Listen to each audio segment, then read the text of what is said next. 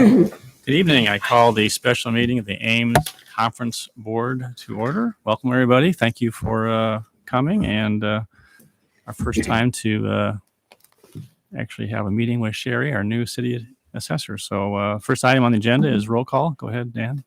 City Council, Present. School Board, here. Present. Board of Supervisors, Here. all present. All right.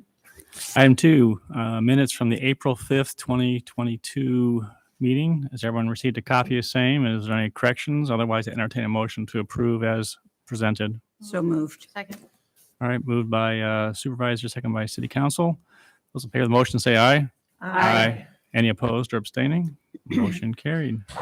All right, turn it over to Sherry. Let her take it away on an update and go from there. Hi, I'm Sherry Plagge. I'm your new City of Ames assessor. I've been here about 6 months now, and we are plugging right along with the conversion and getting everybody trained and ready to go for this next year.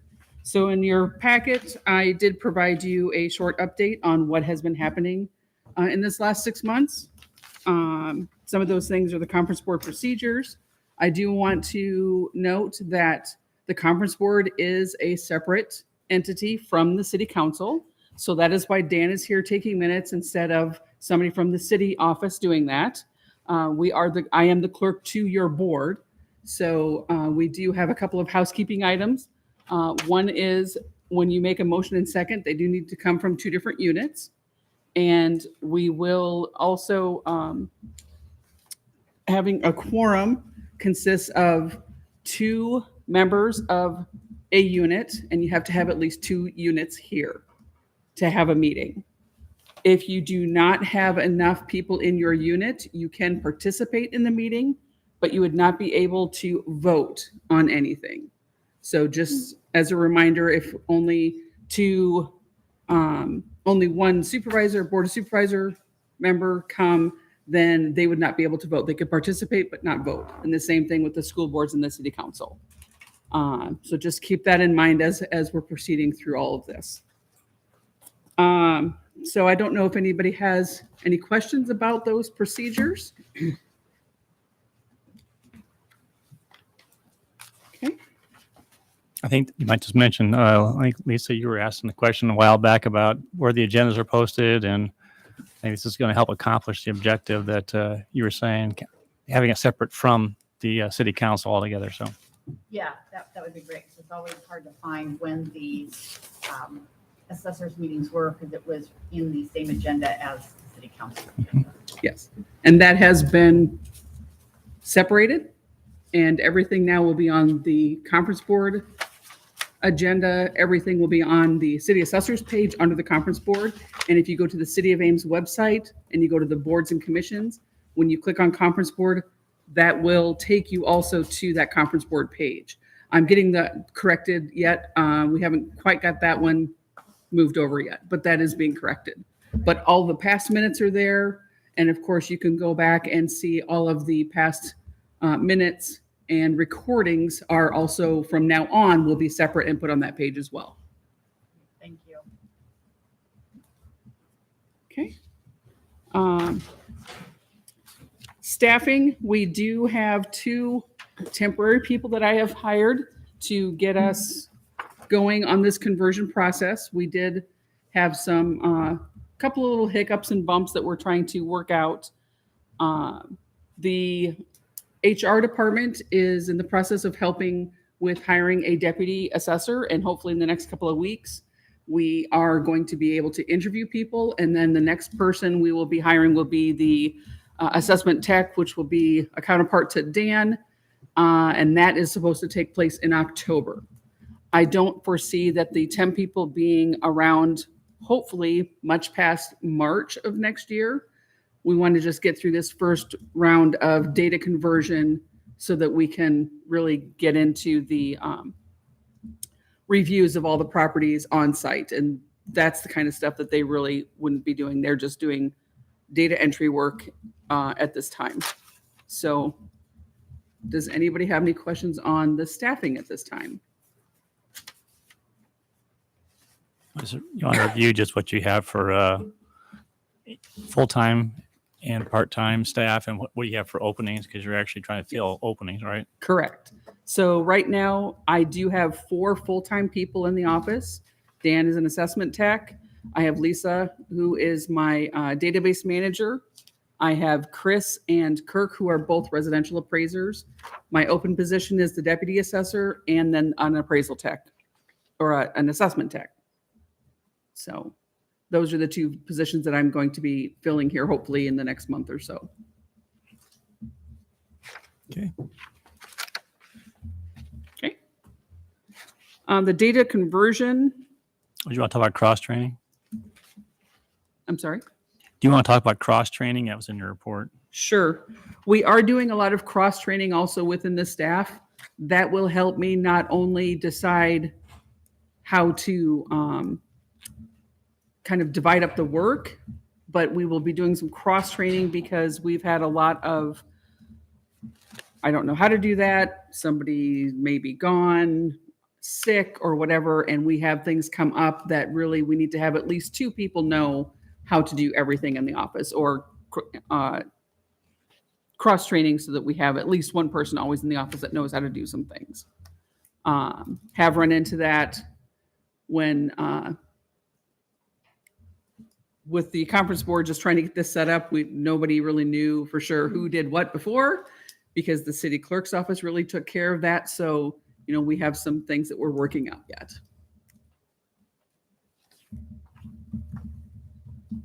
Okay. Okay, so the data conversion and entry. In your packet, a couple of the examples that I provided you just kind of show some of the things that we have to deal with the conversion. It didn't convert real clean.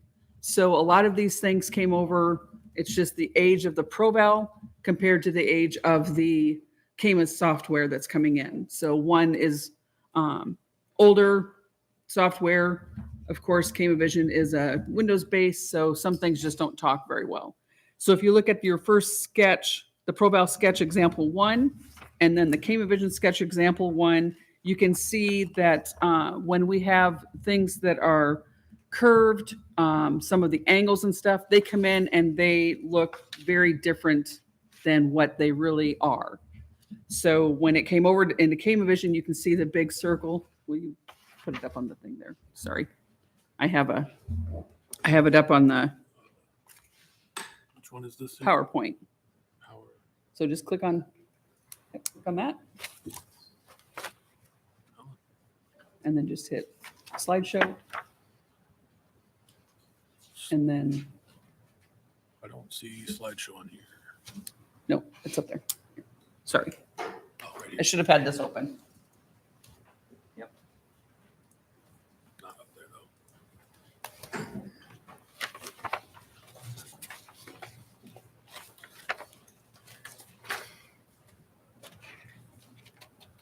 There.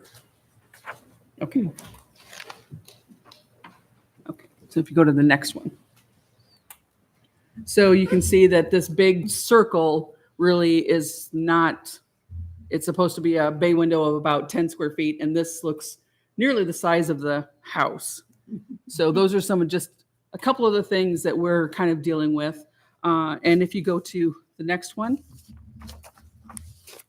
the next sketch, so the example 2, those are just kind of side by side. You can see that the ProVal sketch here, you have a lot of, there's very busy. And go to the next one. When it gets converted into Camavision, everything is overlapping. It's kind of unreadable. And these are the sketches that we are going to be taking out into the field and doing our review with. So we really need to be able to see what is there in order to do our review. A couple of other things that we are looking at during this conversion is when you get all that sketch information cleaned up, then we have to actually link it, is what we call it, to this pricing page. So each of those little boxes that you saw on the sketch now have to be linked onto one of these pages in this Camus system. Go to the next one. And then we have a lot of miscellaneous extras that ProVal had or Microsolve had that don't really fit in CAMA because they don't have, they're a miscellaneous item and they don't have anything that was really tied to anything. So physically look and say, yes, this category or this fits under this category, and then try, and some of them we don't even need. Gutters are one of the items that's listed quite often, and gutters is actually part of the square footage pricing, so we don't have to specifically measure and list for gutters. So there are just some of those little things that we don't have to use anymore from these miscellaneous pages. Go to the next one. So this is the photo of the house that you saw before, and we are using photos like this, and the next one, and aerial photography to do a desktop review so that we can see where we need to actually go out and possibly do a site visit sooner than just when we're going to do them in a year or two.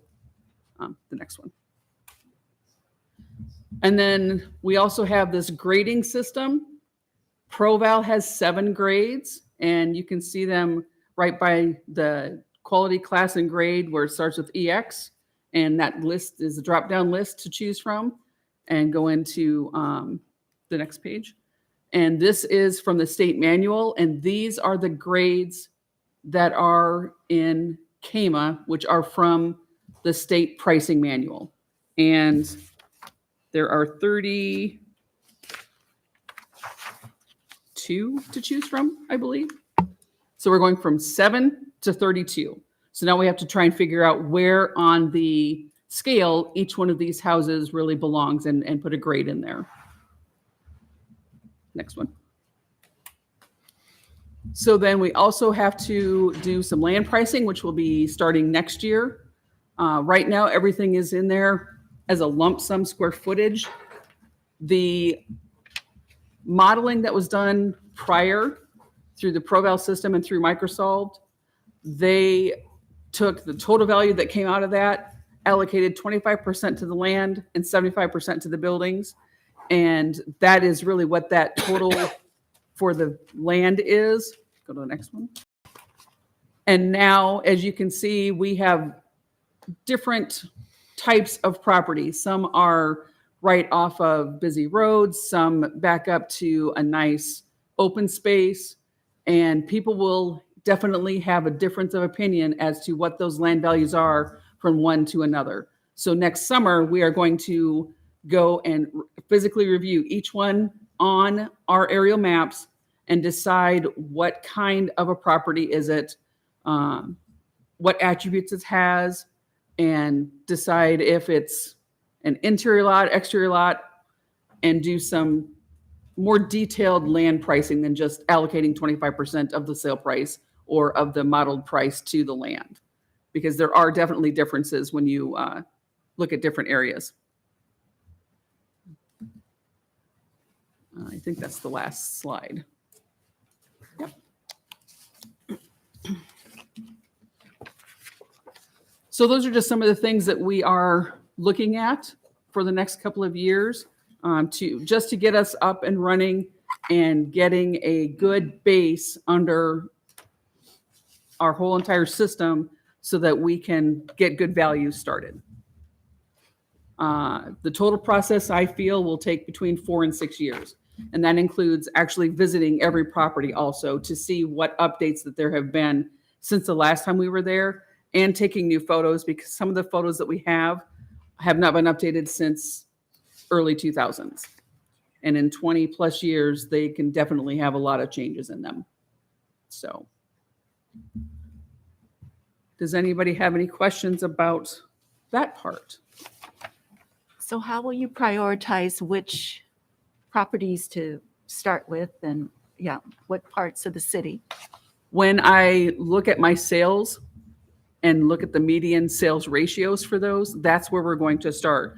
Whatever is not within tolerance, which most of the city isn't right now, but whatever is not within tolerance the most, So, some places I only have like it's only 8% out of tolerance. Some places it's like 35% out of tolerance. So those are the places we're really going to concentrate on, are those that are way out of tolerance. Okay. Thank you.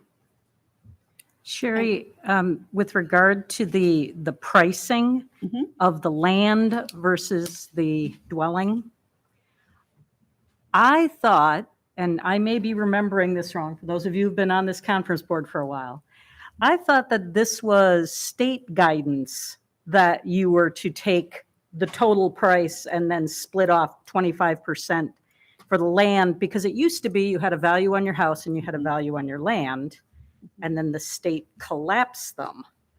Well, you still have to have a value on the land and a value on the house. That's never changed. But how that is derived is different than what was happening before. So, not to say that the modeling and everything that was happening before I got here is wrong. This is just a different type of a model, and it actually comes straight out of the state manual. So if you look in the state manual, you'll see how to price land by square footage, by front foot. It depends on how it's selling, what type of unit you're actually using for land. Okay. As the conference board may remember, prior to Sherry coming, there was quite a discussion. We had DOR come up and she did an evaluation, and we were actually supposed to be brought in compliance with the state manual we're talking about. I think it was January 1 of 23, I believe. Correct. And we've gotten forbearance and allowed to go for, I think, to 24 or 25. And again, the 20, point, I believe. so the point is that all this is purpose is to bring us into compliance with the state manual, which is required. We're required to do so. Yeah, the code actually says that you're supposed to use the state manual. Latifa? Yeah, going from 7 to 32 grade, is there a standard formula that's used to Yes, there do is. that? Okay. So it starts out using the total living area, and then it's adjusted from there for design, workmanship, layout, number of bathrooms, if you have fireplaces, and those types of things. Okay. There is a guide in the, there is a written portion in the manual that kind of describes what those things are, but Vanguard has also produced a sheet that does coincide with the program itself that will also guide you through as to what those should be, how many points value it is, translate into this grade. So that way you have a much more consistent grading, Mhm. and it's a little more objective rather than subjective. Thanks. Yeah, Alan? One question, Sherry. I appreciate the way you're going after this and taking all these things on. This is awesome. It sounds like a big job, though. The question I have is, do you feel like you have the staff and resources that you need in order to do it well? I mean, taking 4 or 5 years seems like quite a while. Like, is there something we could be doing to help support you better on that? Or how do you feel you're staffed appropriately for this? At this point, until I can get through all of the information, I do believe once I get those 2 positions filled, we'll be okay. Depends on how many properties we really need to actually physically visit right away, whether or not we're going to have the staff enough for that.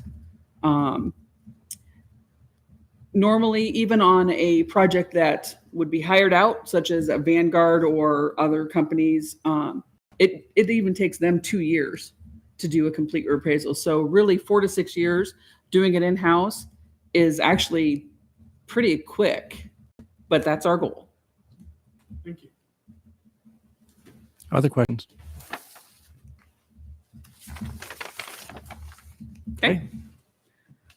Okay, so tax appeals, I do have, I believe I have 18 now that we have to finish up. Some of them are from last year. Some of them are also from this year, and they're a carryover of what happened last year. So when you have a property that is still on the appeal circuit for 2021, they have to also appeal for 2022 in order for that to continue on for the next year. So a lot of the ones for 2022 are just that. They are holdovers from 2021, either in the PAB or district court levels. So working with Dan and the county attorney's office to get those all set up. Some of them, it just depends on the PAB and the district court calendar, how quickly those will be heard. So as soon as those get heard, then we will definitely send out those notices to all the taxing bodies and to the auditor to make those adjustments if it's necessary. I do have one that is in district court that is an appeal that is not necessarily against the value, it's more against the process. And that is a district court case. So the county attorney has actually hired outside counsel for that one, and that is under also our ICAP insurance. So I'm really hoping that we can get through that one pretty quickly. Questions on that? Sherry, did you say the county attorney or is it the city Oh, attorney? I'm sorry, the city attorney. Okay. Thank you. Yeah, the city attorney. Okay. Okay. Okay, so office policies, I am reviewing some of those policies just to keep us in compliance with what the code says and to keep us in line with what the city also does. So I'm reviewing those right now, and I will probably have a couple of other ones to bring forward to you the next time we meet. Just some changes that I think that should happen. I also have already put in a policy for the office for dress code for when we're in the office and when we're outside of the office, so that we have a little more visibility, especially out in the city when we're out there doing our appraisal work. So those will be coming forward to you at the next meeting. Okay. And what is my...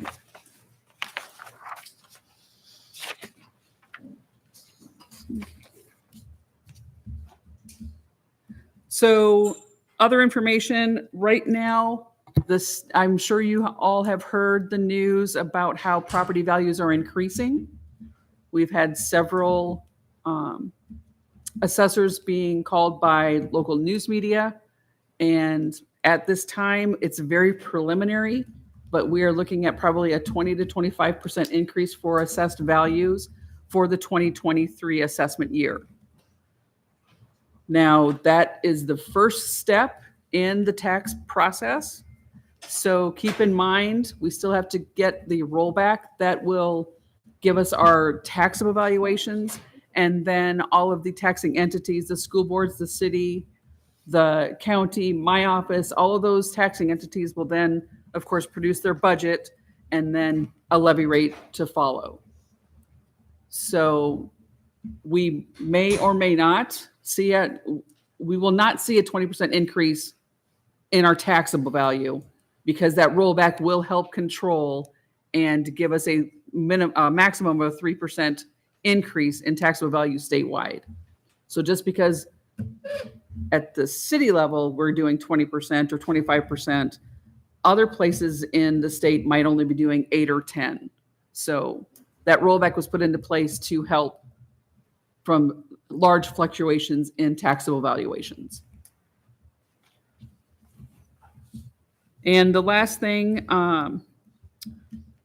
I have been looking into and signed up for a couple of commercial courses.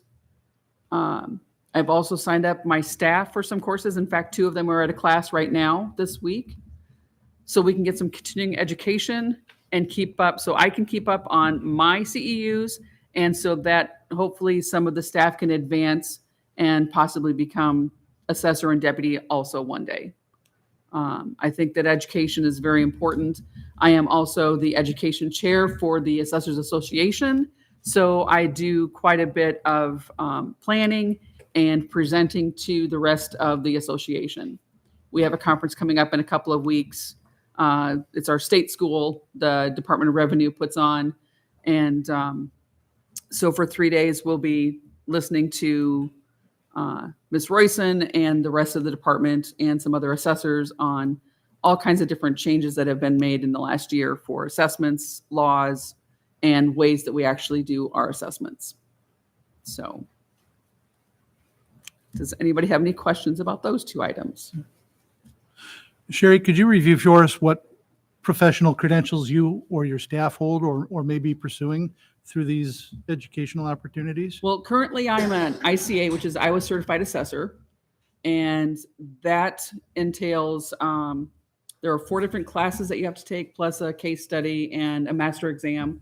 The master exams are generally, and you get an 8-hour window to complete those. I'm also an RES and an AAS with IAAO.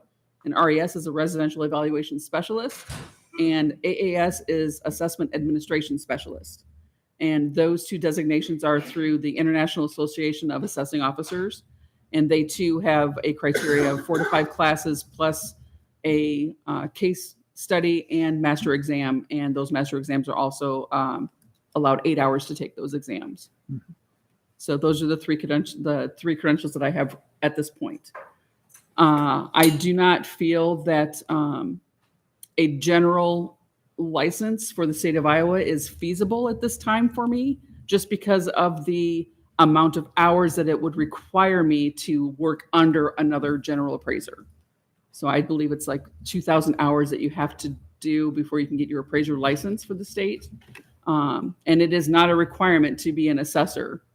The requirement to be the assessor is for the to be on the list that and take the exam and pass the exam that the state gives. And then, of course, I also have to have the okay from the department in order to even sit in this position before I can take office. I have to do all of those things that they want require me, a background check and the exam, and then I have to go through a list of their questions also and answer them, and they have to be satisfied with those answers before I can take office. So, Are your staff members of IAAO also? Chris is. I don't know if anybody else is at this time. Not Kirk's too new, and the rest of us aren't really, the rest of us aren't in a position where we would need that kind of credential. But we're working towards it. So you do not have to be a member of IAAO to take those courses. It is a little cheaper, but you do not have to be a member. So that won't stop anybody from actually being able to take any courses. Thank you. Any other questions? Can you also just talk about, just briefly, you and I just briefly talked a few days ago about you're going to visit the supervisors and school boards. Can you kind of talk about that? What you're going to, I hadn't heard that being done before by other previous assessors here in Story County or in Ames. Can you talk about that just for a second? Sure. Anytime that, especially when those valuations and stuff, once I get them more finalized, what I like to do is go to each of your boards and just give you a short presentation on where I see those values going, and just the general process of how tax works, tax appeals, and the office in general. And that just kind of gives you you all a little bit of a overview of how you can help me and I can help you, basically, and kind of make sure that in the future that, you know, we don't get real big jumps and then, or lower. Sometimes this happens too.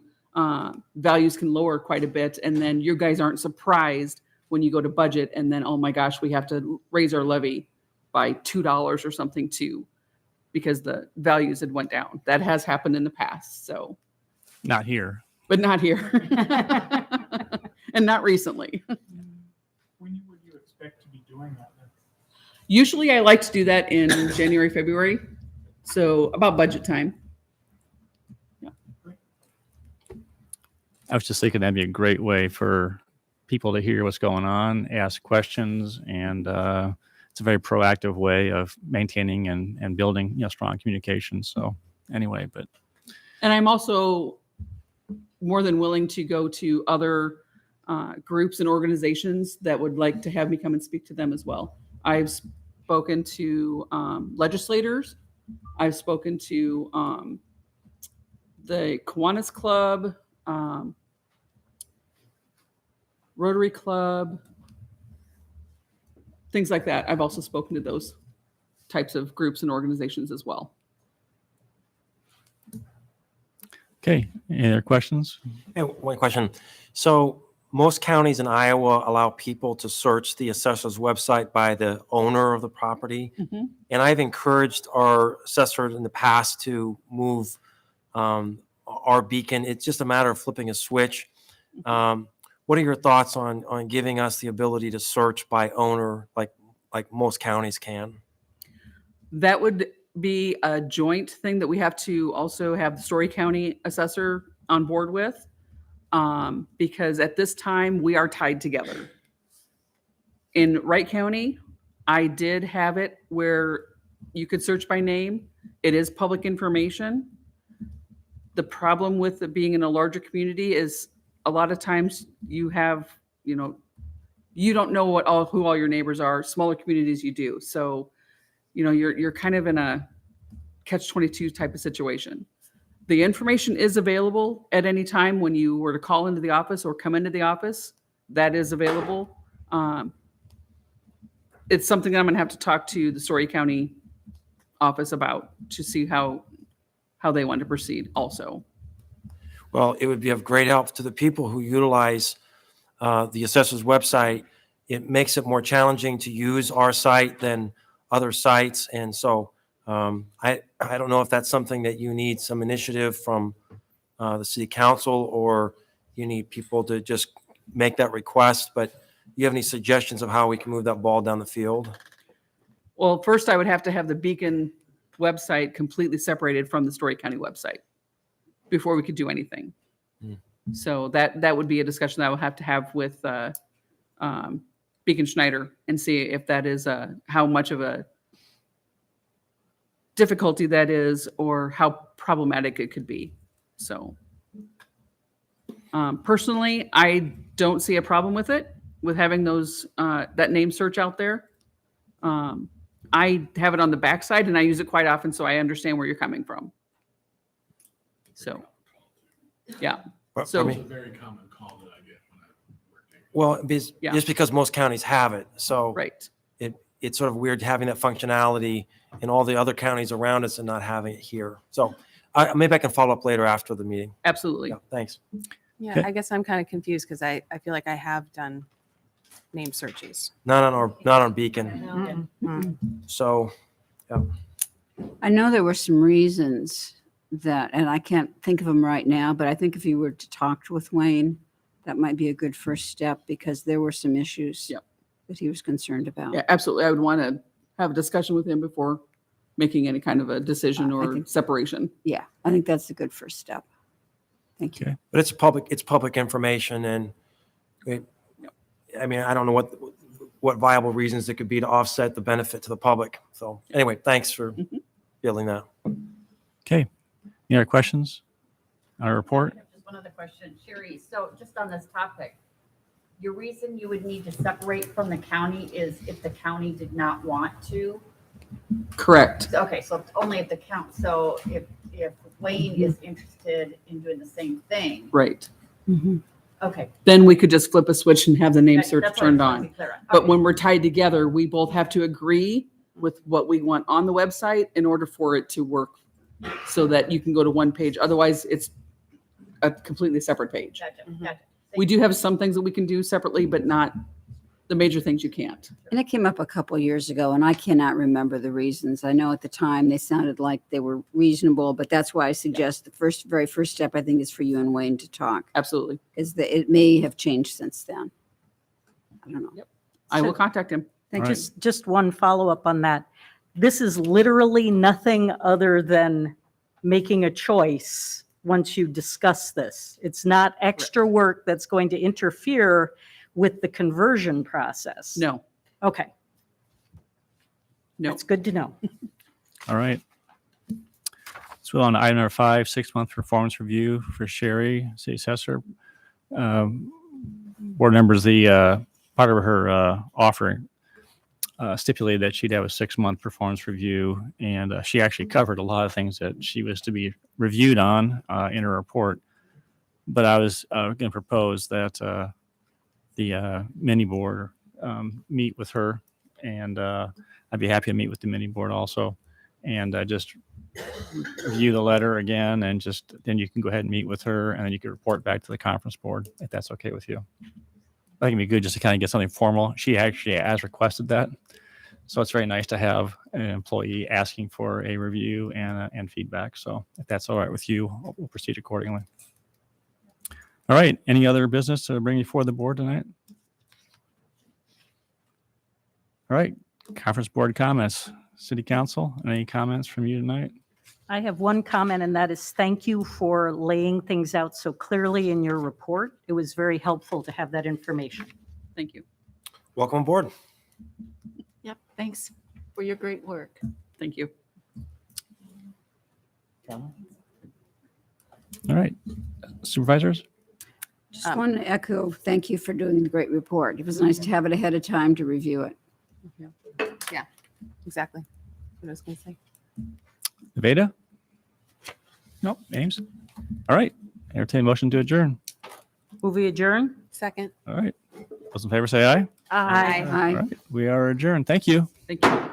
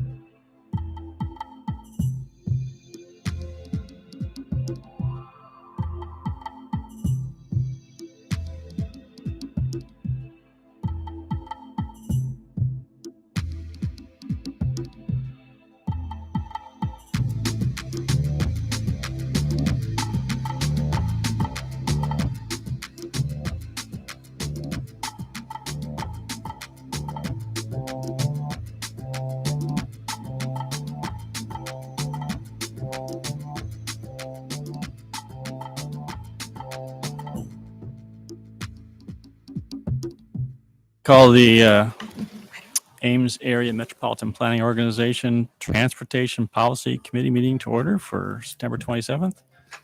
Good evening, committee members. And go ahead and get started with consent agenda. Does anybody wish to pull any item from the consent agenda, items 1 through 4 for discussion?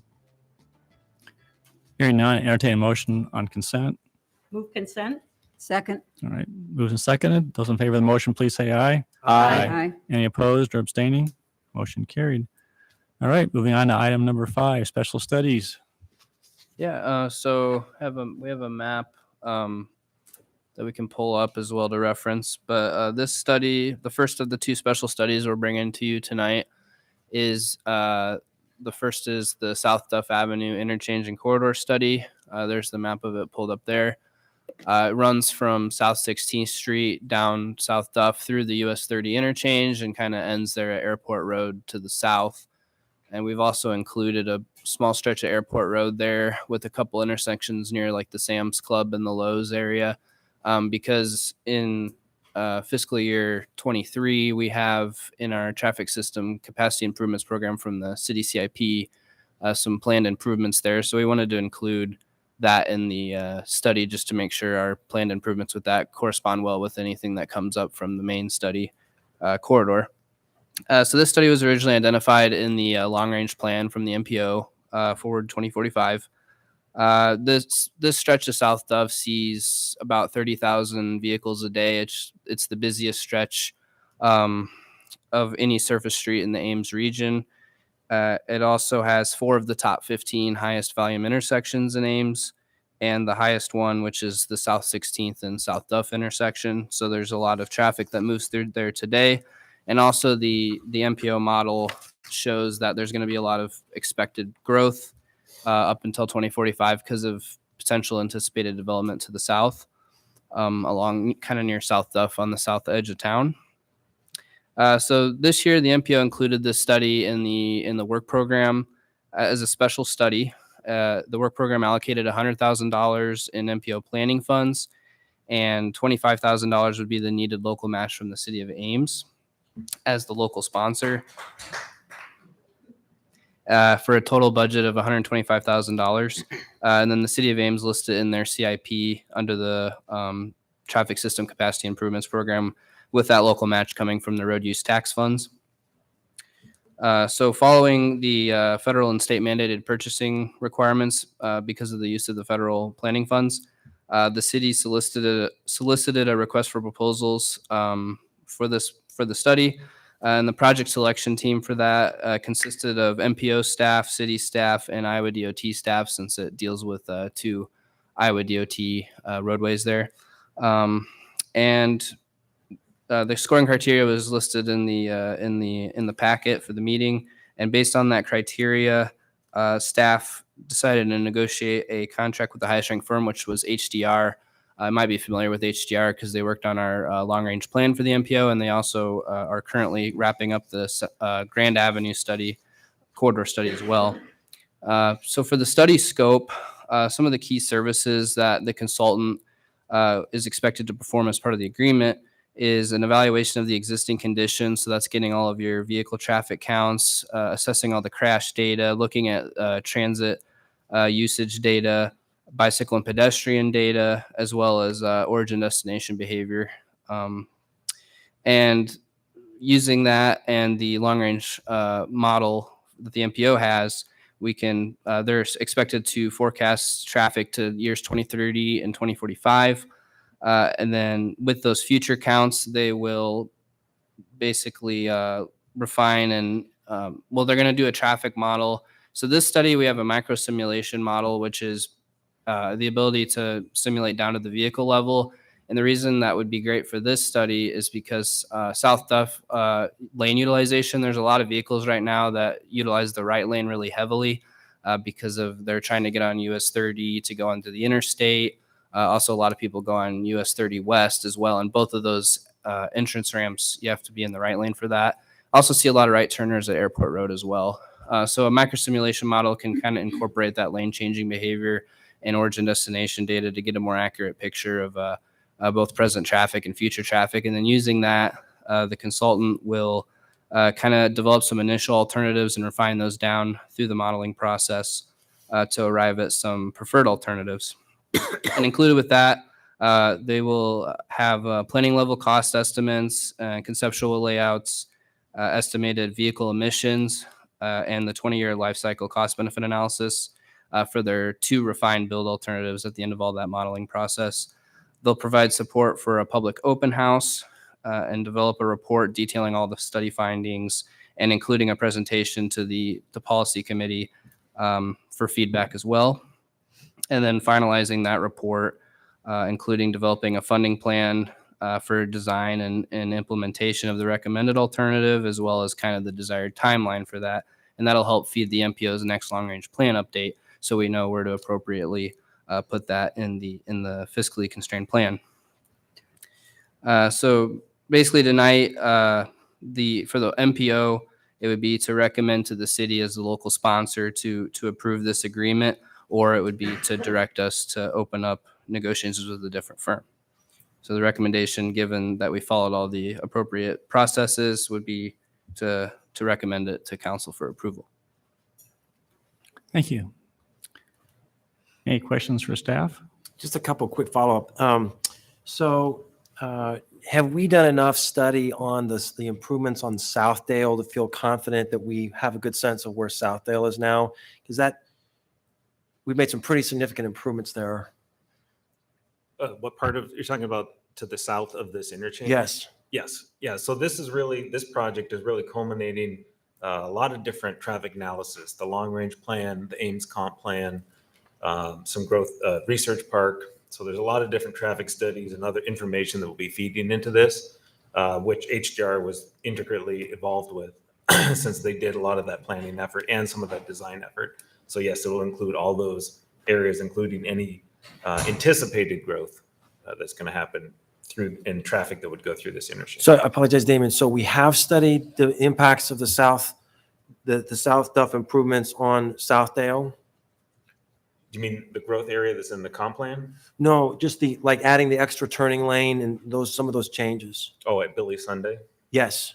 Yeah. Yes, it would take into account those improvements and add to them. Because I think it'd be helpful. I mean, just intuitively, I think that's been a very successful improvement. We've received lots of good feedback from residents of Southdale. We'd just be curious to see how the data corresponds to what we had before. The other question I had, we're obviously working on a bike master plan. Will the data that we get from this in some ways benefit the work on the bike master plan? Yeah, absolutely. So one of the things that Kyle alluded to is that the heavy amount of vehicle, truck, delivery traffic, we need to be able to manage the vehicular traffic through here. So whatever information we pull from this study, we can give to the consultant of the bike and ped master plan to help figure out what level of bike and ped treatment ultimately if you do an interchange improvement, that will be necessary to make bike and walking safe through this area. Because that is a challenge. It is something that we talked about during the RFP process. Getting people through the interchange is a challenge now, especially at the ramp terminals. So this study will help be able to inform the bike ped master plan. Yeah, that's super. One final question. You've talked in the past about integrating smart technology where the stoplights aren't based on time, but based on actual traffic data, which is pretty exciting for those who've taken 20 minutes to go down South Duff. I mean, it can be tough sometimes. So is this a step towards that process of getting more smart intersections? So the first phase is what you're referring to is that ITS network, Intelligent Transportation Systems Network. South Duff was phase 1. As members of the city council, if the policy committee would know, that we've already awarded phases 1 and phase 2. So that construction and the fiber network and adaptive signal system along this corridor through this interchange will be installed next summer. Okay, great. And so whatever changes for lane, like the lanes and the capacity that system is running on, this study will essentially will integrate with those investments. So this is going to be a baseline, and then after that is if the switch gets turned on, we'll be able to compare traffic flow then compared to a relatively recent baseline here. Is that correct? Yeah. So the ITS network will optimize the lanes and the capacity that are there today. This study will say how much does that need to grow and take into account. We've talked with HDR about their modeling and how they would model adaptive systems to inform that 2045 full build of this interchange. So Yeah, very we'll exciting. all work together. Thank you very much. Any other questions? All right. Is there a motion on the recommending Ames City Council approve professional service agreement for the South Duff Avenue interchange and corridor study with HDR Engineering of Omaha? Move approval. Second. All right. Any further discussion? Those in favor of the motion say aye. Aye. Any opposed or abstaining? Motion carried. All right, item 6. Yeah, so this is the second of the special studies. So this one's at 190th Street corridor from GW Carver over to US 69, kind of north of Ada Hayden Park there and along Hyde and Grant and near the Ames Golf and Country Club on the north side of town there. So similar to the previous one, this was identified in the long range plan, and the MPO also programmed it into its transportation planning work program. So Story County and the city and the MPO have kind of all been receiving feedback about traffic operations along this corridor, particularly at the intersection of 190th and Hyde. The feedback we've been getting is that some of the operations have been deteriorating in recent years, particularly because of new development in the area, and there's been some delays and perceived safety issues being experienced, particularly during the peak hours, especially when like schools getting in and out. So to provide an interim solution, the city and Story County joint funded the installation of a temporary signal at 190th and Hyde in October last year, which has thus far improved traffic operations. However, we anticipate farther development in this area, and volumes are expected to continue to grow along the corridor. And it would also be good just to look at the corridor as a whole rather than intersection by intersection. So that's kind of where this study was identified in the long range plan. So like I said earlier this year, the MPO included this in the work program and allocated $52,000 in MPO planning funds, and $13,000 would be the required match from the city of Ames as the local sponsor. So for a total budget of $65,000 for the study. And then the Ames has listed this study in their CIP as well, with a $13,000 local match coming from the road use tax funds. So again, following the federal and state requirements, an RFP was solicited by the city of Ames, and same criteria was followed as with South Duff.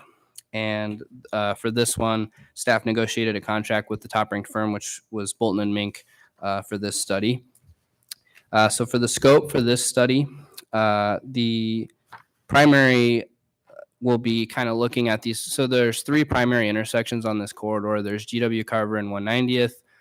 There's Grant / Hyde and 190th in the middle there, and then US 69 and 190th. So using traffic counts and crash data and also bike ped data, a lot of this study will be doing some performing traffic modeling at those 3 primary intersections to see what operations look like today and are expected to look like with future traffic, utilizing the MPO regional travel demand model again to forecast out using anticipated development in the area with in correspondence with the comp plan as well as the MPO model, like I said. And that will, again, include getting present day traffic counts. We're also going to look at collecting the vehicle speeds along the corridor because initially this road was obviously a rural road in the past, but with all the development coming in, it's becoming more and more of an urban type of environment. So looking at the speed data as well as the operations performance with the modeling, and also including a detailed inventory of existing setbacks, right-of-way, and roadway configuration along the corridor will be part of the scope. And then conducting an access control review, including recommendations for future development access as all the development comes in, making sure that the street spacing and development access spacing is appropriate for a road of that it's anticipated to become. And then using the modeling, kind of developing and refining corridor alternatives, including at the 3 primary intersections, likely including things like a signal option and a roundabout option is what we're expecting there. And that will be in coordination with city staff and then Story County engineering staff as well, and then Iowa DOT staff for that US 69 intersection.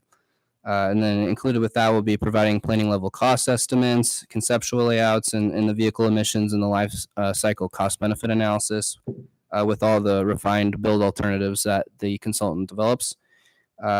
Once again, they'll provide support for a public open house, and they will generate a report with all the key findings and present that to the MPO policy board for their feedback as well. And then finalizing that report and and providing final cost estimates and recommended timeline to implement the improvements. So like the previous study, it's tonight we're basically looking for a recommendation to the Ames City Council for approval since they're the local sponsor, or to direct staff to negotiate an agreement with another firm.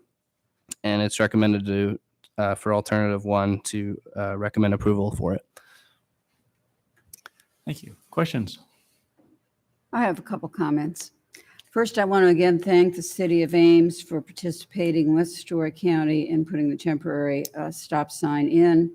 All the anecdotal evidence I hear is that it's much appreciated by people. They didn't realize that might not be the ultimate solution that comes up, but it has really, particularly during the school year, helped in that intersection. So I want to thank you again for doing that. I did send a email to you on July 26th regarding moving forward on this study, and I put in several steps that I hoped that the county would also be involved in, because of the fact that one of those intersections lies wholly in the county, and the other one's partially in the county. And 190th, I believe, for most of, not all of it, that the line that the north side is really county responsibility. So I see the county having a big role in here, and I can provide that again if you need it as it goes along, because I do feel like there are a lot of places where the county just needs to be involved, maybe more than normally would be. Public open house. I've heard the Gilbert school system is also very interested in what happens in these intersections because of the school bus traffic. So I know that there's a lot of people who travel, down that road getting kids to school, and kids who travel, and young teens who drive, are driving there. So older teens, excuse me. But I would ask that we consider having an open house in Gilbert as well as an open house in Ames, because there's so many people in that North Ames and Gilbert area who are interested in what happens to these intersections. So those are just the comments I wanted to make, and I want to thank you again for moving forward with this, because it is very needed. Thank you. Do you want to respond to what role the county would play in terms of giving feedback, since Linda brought that up? Yeah, so we, in the agreement, we're in multiple steps, including the initial work and we involve Story County Engineering with the consultant selection process. And then we also, as part of the agreement, will involve Story County Engineering with multiple steps as we progress through, and also making sure we coordinate with all the stakeholders, including the school districts, on it as well. So we are incorporating it in the agreement here. Okay, thank you very much. And would there be extra charge to have a public open house in 2 locations? Well, as Kyle said, there's scope for one open house with a consultant. But just like any other project that you've seen in the past, the consultant develops materials. So if we needed a second spot, we just have to discuss among staff. I mean, our time's already paid for, so it would just be finding out the logistics of putting it in another city. I'm sure that you could use the community room in Gilbert. We've used it for open houses there before for other reasons. So, Yep, I think those are things we'll discuss and figure out a solution. Okay. I know that the mayor of Gilbert has been very interested in this also, and we know that the land between the two is of interest to both communities. So it seems that if you could pursue after that, that'd be good. So I have a question to build on. I agree with what Linda's concerns are. I represent the area around Hyde Avenue, and we've talked about this on many occasions. And I just throwing this out for consideration. Would it make sense? And I love the fact that we're doing this study, and I love the fact that there's a modeling component. I normally we're looking at where it is now, but the fact that we're going to have a modeling aspect is very helpful for planners. But would it make sense to consider increasing the scope of this to study Hyde with the exact same set of lenses? just because of the traffic that is going between Ames and Gilbert with such frequency. Any thoughts on, from a professional perspective, does that make sense to wrap that, something like that in? I think I would say probably we would the expense to add that another corridor on it probably wouldn't gain any real benefit for this. Okay. And the reason I say is because the long range plan spent a lot of time looking at travel patterns and what actual roadways we're going to see significant increases in traffic beyond what the road would already be able to accommodate.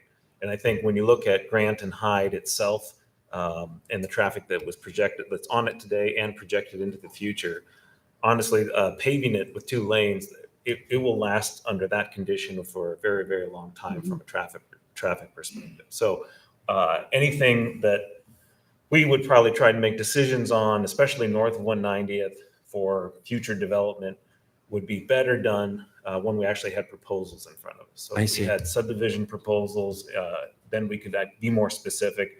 Right now, we would spend a lot of time, I feel professionally, speculating about what might happen and come up with a bunch of different ideas. But I think they would change dramatically when we actually got a proposal. Okay, very good. Thank you. Any closing questions or comments? All right, entertain a motion on recommend City Council approval of professional service agreement for the 190th Corridor Street study with Bolton and Menk Inc. of Ames, Iowa, an amount not to exceed $64,900. So moved. Second. All right, moved and seconded. Any further discussion? Those in favor say aye. Aye. Any opposed or abstaining? Motion carried. Anything else, gentlemen? All right.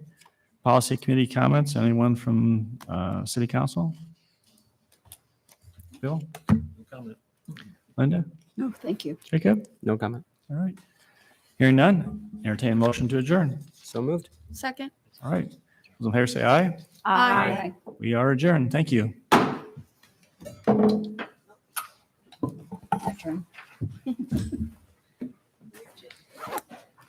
Moving right along. All right. So we just haven't had that forecasting. That's not normal. So that's pretty. Able to do. That's pretty ridiculously cool. That is Yeah. very nice. Very nice. You'll hear me whine periodically about Hyde just because it's so dangerous. And we don't have any good options. It'd be one thing if there was something we could do, but it's actually a good example of the importance of thinking long range, thinking long term, because a prior council said, we're not going to go. No, I'm not waving. And so as a result of that, we left a road and the people.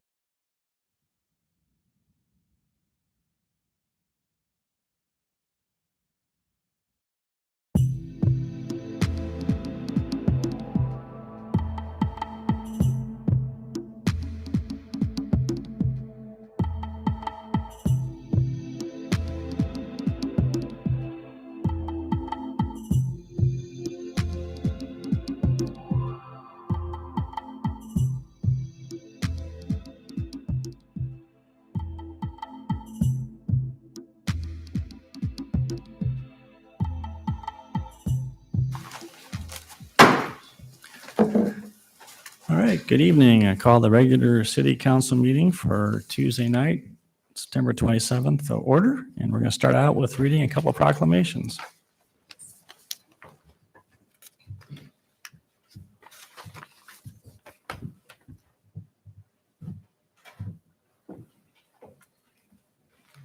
See, is Liz and Dustin here?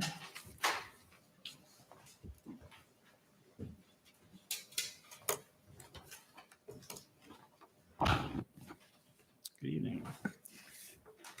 Watershed Awareness Month, whereas the water quality collaboration continues among the cities of Ames, Huxley, Nevada, and Gilbert, Story County, Prairie Rivers of Iowa, Leopold Center for Sustainable Agriculture, Story County Community Foundation, Isaac Walton Lee, and Story County Soil and Water Conservation District. And whereas the purpose of the Story County 10-year water monitoring program is to collect and analyze water sampling data to increase residents' knowledge and understanding and identify problems in our watershed to support and improve surface and groundwater quality. And whereas water quality and flooding issues in rivers, lakes, and streams cannot be mitigated without good stewardship of private and public lands and the watersheds that drain those waterways. And we're implementing green infrastructure using native vegetation and improving soil health aids in absorbing and filtering out excess nutrients and pollutants through the use of land.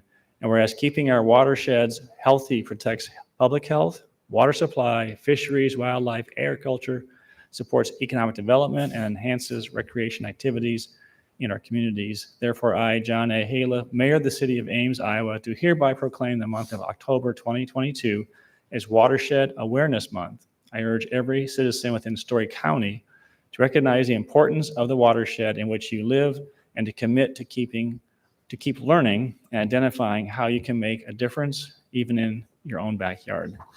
With that, I'll invite Liz to come up and offer any comments. I'd just like to thank the council for supporting our watersheds and the program, the Smart Watershed program here in Ames, and look forward to continuing to improve our watersheds. Thank you.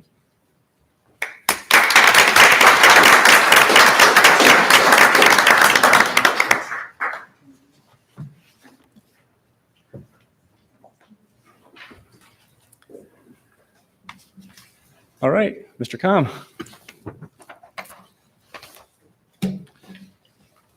You have a sidekick coming, looks like. I think so. All right, awesome. Hey, Bill. Eco Fair Day, whereas this year is the 10th City of Ames Eco Fair being hosted, and whereas the City of Ames Eco Fair will provide helpful tips on water conservation, lowering electric consumption, decreasing stormwater runoff, improving water quality, planting pollinator habitat, reducing your carbon footprint, and making smart choices for the environment. And whereas the Eco Fair will showcase many booths, activities, and displays focusing on how residents can reduce, reuse, and recycle. And whereas features include alternative fuel city fleet, electric car display, bookmobile, and a takeaway or leave something school supply exchange. And whereas the Eco Fair will include energy-saving products and services, conservation information, and displays about the City of Ames EcoSmart programs, which include electricity, water, watersheds, and trash. And whereas vendors and organizations from around the community and Iowa State University will also be participating in the event. Therefore, I, John A. Hala, Mayor of the City of Ames, Iowa, do hereby proclaim Saturday, October 1st, 2022 as the Eco Fair Day. Eco Fair will be held in the west parking lot and along 5th Street west of Clark Avenue at 515 Clark Avenue. The event is free, open to the public from 9 a.m. until 1 p.m. In addition to interesting displays on energy-related literature, there'll be activities for kids and food trucks, and I'm glad to see it returning. Don? Thank you, Mayor. Thank you. Again, it's this Saturday, October 1st from 9 until 1. Want to emphasize a couple of things, and this is really a great opportunity to learn a lot about the things that the city is doing, that the community is doing, and many of our vendors there. A couple things that I really want to touch on. The electric vehicles display. My understanding right now, we're up to 14 different vehicles. There'll be 4 different Teslas be there, a Rivian truck, if you haven't seen one of those yet. I believe there's also going to be a Ford Lightning that will be there. So 14 vehicles. Not sure if you can test drive them, probably not, but you can come and actually talk to the owners, and they'll tell you the goods, the bads, what they like about them. The other thing I want to emphasize too is the give or bring or take with the kids' school supply stuff. This is something that you don't know how many people in our community don't have the ability maybe to pick up some of the needed school supplies. So I would encourage anyone that's coming, bring crayons, bring old notebooks, bring anything that you're not using, drop it off in the bin. And if you are in need of something like that, grab something out of the bin. So those are really 2 programs that we like to do. A lot of city booths will be there. A lot of vendors will be there. It's in the parking lot. We're trying something a little bit different, but we're glad that we can move back from what has been kind of a virtual one the last couple of years. We're coming back and we're going to try it in the fall this year. Normally this is in the spring. So please stop by 9 until 1 this Saturday. Bill will be there. I'll be there. Come find us and chat us a little bit about what's happening in the city. Thank you.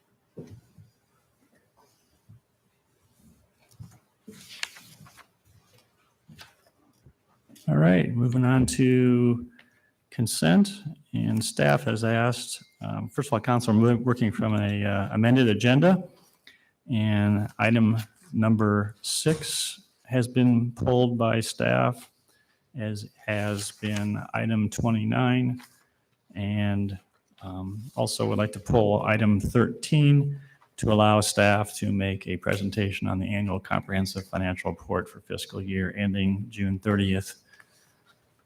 So with that, does council wish to pull any other items tonight?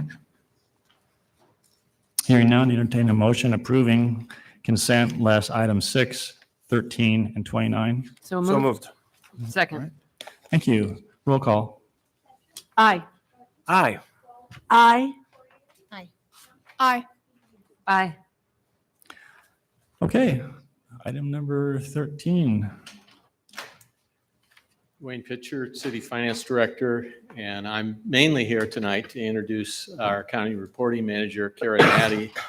She's been with the city for a little less than a year, and one of her primary areas of responsibility, in addition to supervising all the accounting staff, is to prepare this report, and this will be her first one, and it's also her first council meeting, and she'd like to give a little summary, and then we'll be here to answer any questions. Hi. I'd like to note that they changed the name from last year to ACFR, and I'm presenting the fiscal year ended June 30th, 2021. I'd like to note we had an unmodified or clean opinion, but we did have a material weakness identified. It was from the American Rescue Plan grant agreement. We received money in fiscal year 21, but we did not receive compliance guidance until fiscal year 22.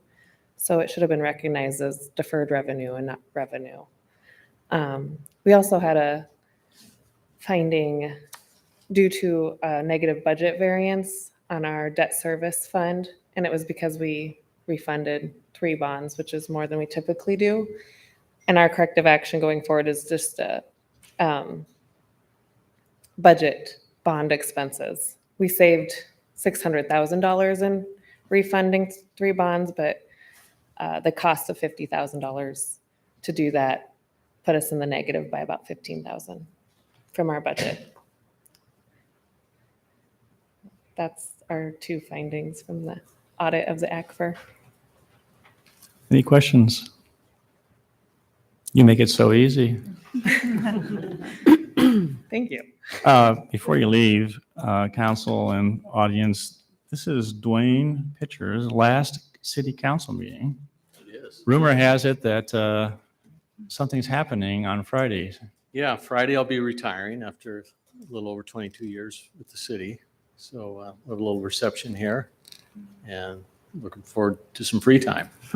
Well, on behalf of city council and this Ames residents, thank you for the outstanding job you've done in terms of being our officially CFO. I always get titles wrong, but anyway. But you've done an awesome job, and I know you've had a string of tremendous reviews from peer review, and so you'll be sorely missed, but congratulations, and we Thank you. wish you well, and we'll see you on Friday. So. All right, thanks.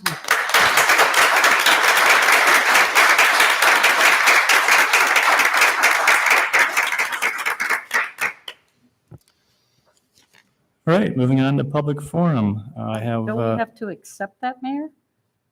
oh yeah, that's right. Thank you. Just I got would ahead of move we myself. accept the financial report. Second. Thank you. Thank you, Gloria. Roll call. Aye. Aye. Aye. Aye. Aye. Aye. Thank you. All right, gonna move on to public forum, and I have Carolyn Klaus is asked to address council. I asked people to limit their comments to 3 minutes or less, and it has to do with city business this evening. Thank you. You introduce yourself and your address, and you may begin. Good evening. Carolyn Klaus. I live at 2167 Ashmore Drive, and I'm here on behalf of the League of Women Voters. And I want to start by thanking the city in moving forward with the work study on the organized solid waste collection for the city of Ames. I'll have a letter for each of you. I'd like to address some of the major points on it. Dear Mayor and council members, we appreciate the City Council has set an aggressive goal for reducing emissions of greenhouse gases 83% less by 2030. The list below includes just a few of the ideas for addressing this goal that have been brought to the council. We recognize these are not simple issues to resolve, so starting action now is imperative. The League of Women Voters are asking council members to place on their agenda for the next meeting a discussion to establish and fund a climate action office, as this can be done while waiting for reports from consultants. This office could then assist council, city manager, and staff in prioritizing issues, implementing measures, and seeking funding from state, federal, and private sources. Number one, and I'll just hit the highlight and you could read what we have under. Number one, recycle plastic to reduce the volume of RDF burned in the power plant. Number two, begin the process of adopting building efficiency standards and recommendations to the extent authorized by state law, including minimum efficiency measures for existing rental property. Number three, explore opportunities for the electric utility to offer on-bill financing of energy efficiency and renewable energy measures. Number four, make a decision on whether to compost or anaerobically digest organic waste. Carolyn Klaus, League of Women Voters. Thank you. Thank you, Carolyn.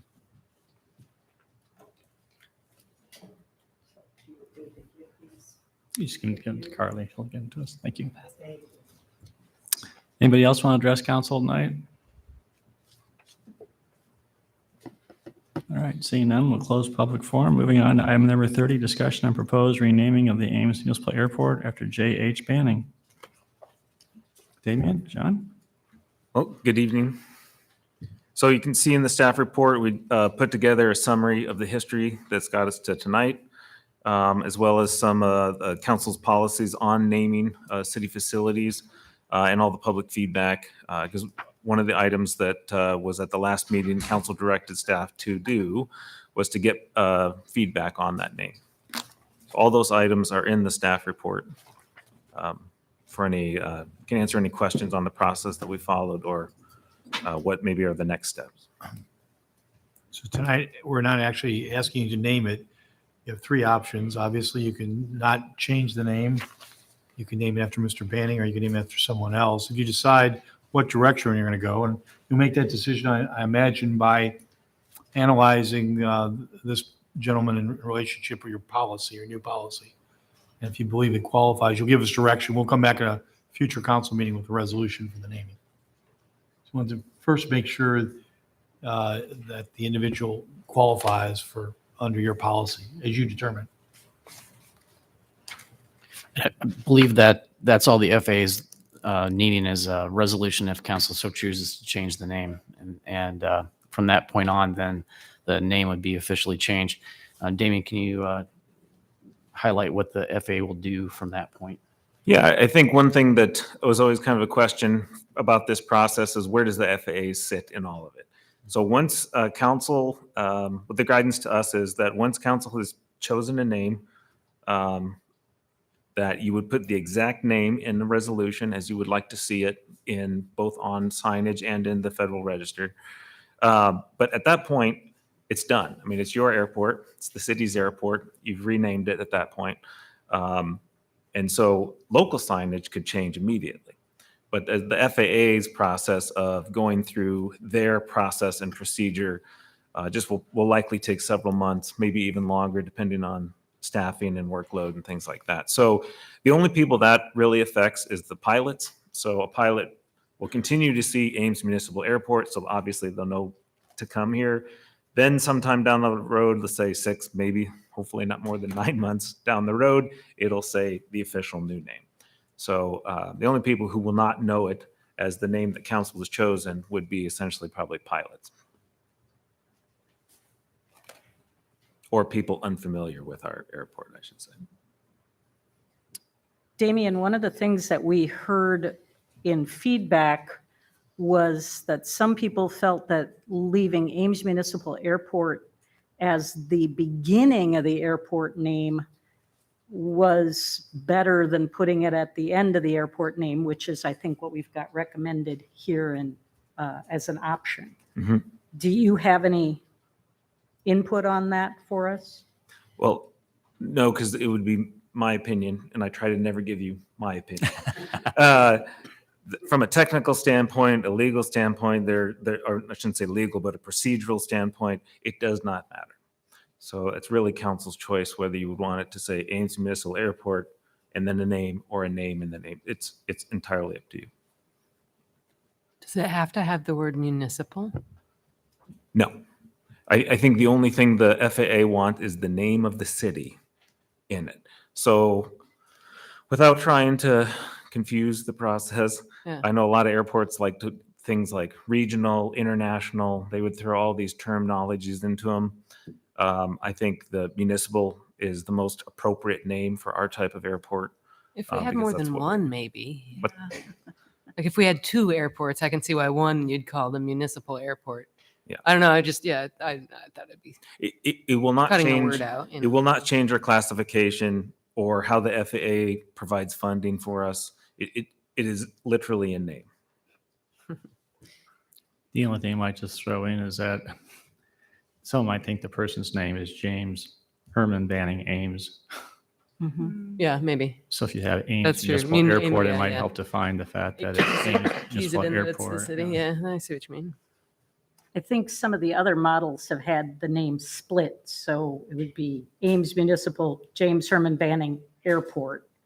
That's the model for the Thurgood Marshall Airport, but I don't know if I have any strong feelings about that. I did have one other question though, Damien. You said, well, if we rename it, it's done from our perspective and it's just the FAA. Do we have ordinances that we would need to change because of the renaming? I think I would never say 100% sitting here because I haven't looked into it. But I don't know of anything in code, any regulatory item that has the airport's name in it. But we will certainly do a code review. Let's say like the city manager said, we're not voting on it tonight. Mhm. So before we do vote on it, we can certainly do a quick code review and make sure that we're covering all our bases.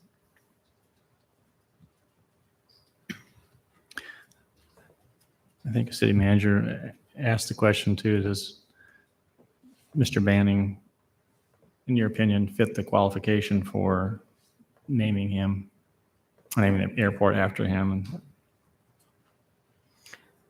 that was a question, I think. For Steve. council. Do you agree that he Yeah. complies or meets with the criteria? Because that's one of the, Yeah. we're trying to follow policy. So I'm not saying he I'd say- doesn't, I'm just asking the question because that was the question that was posed. Yeah.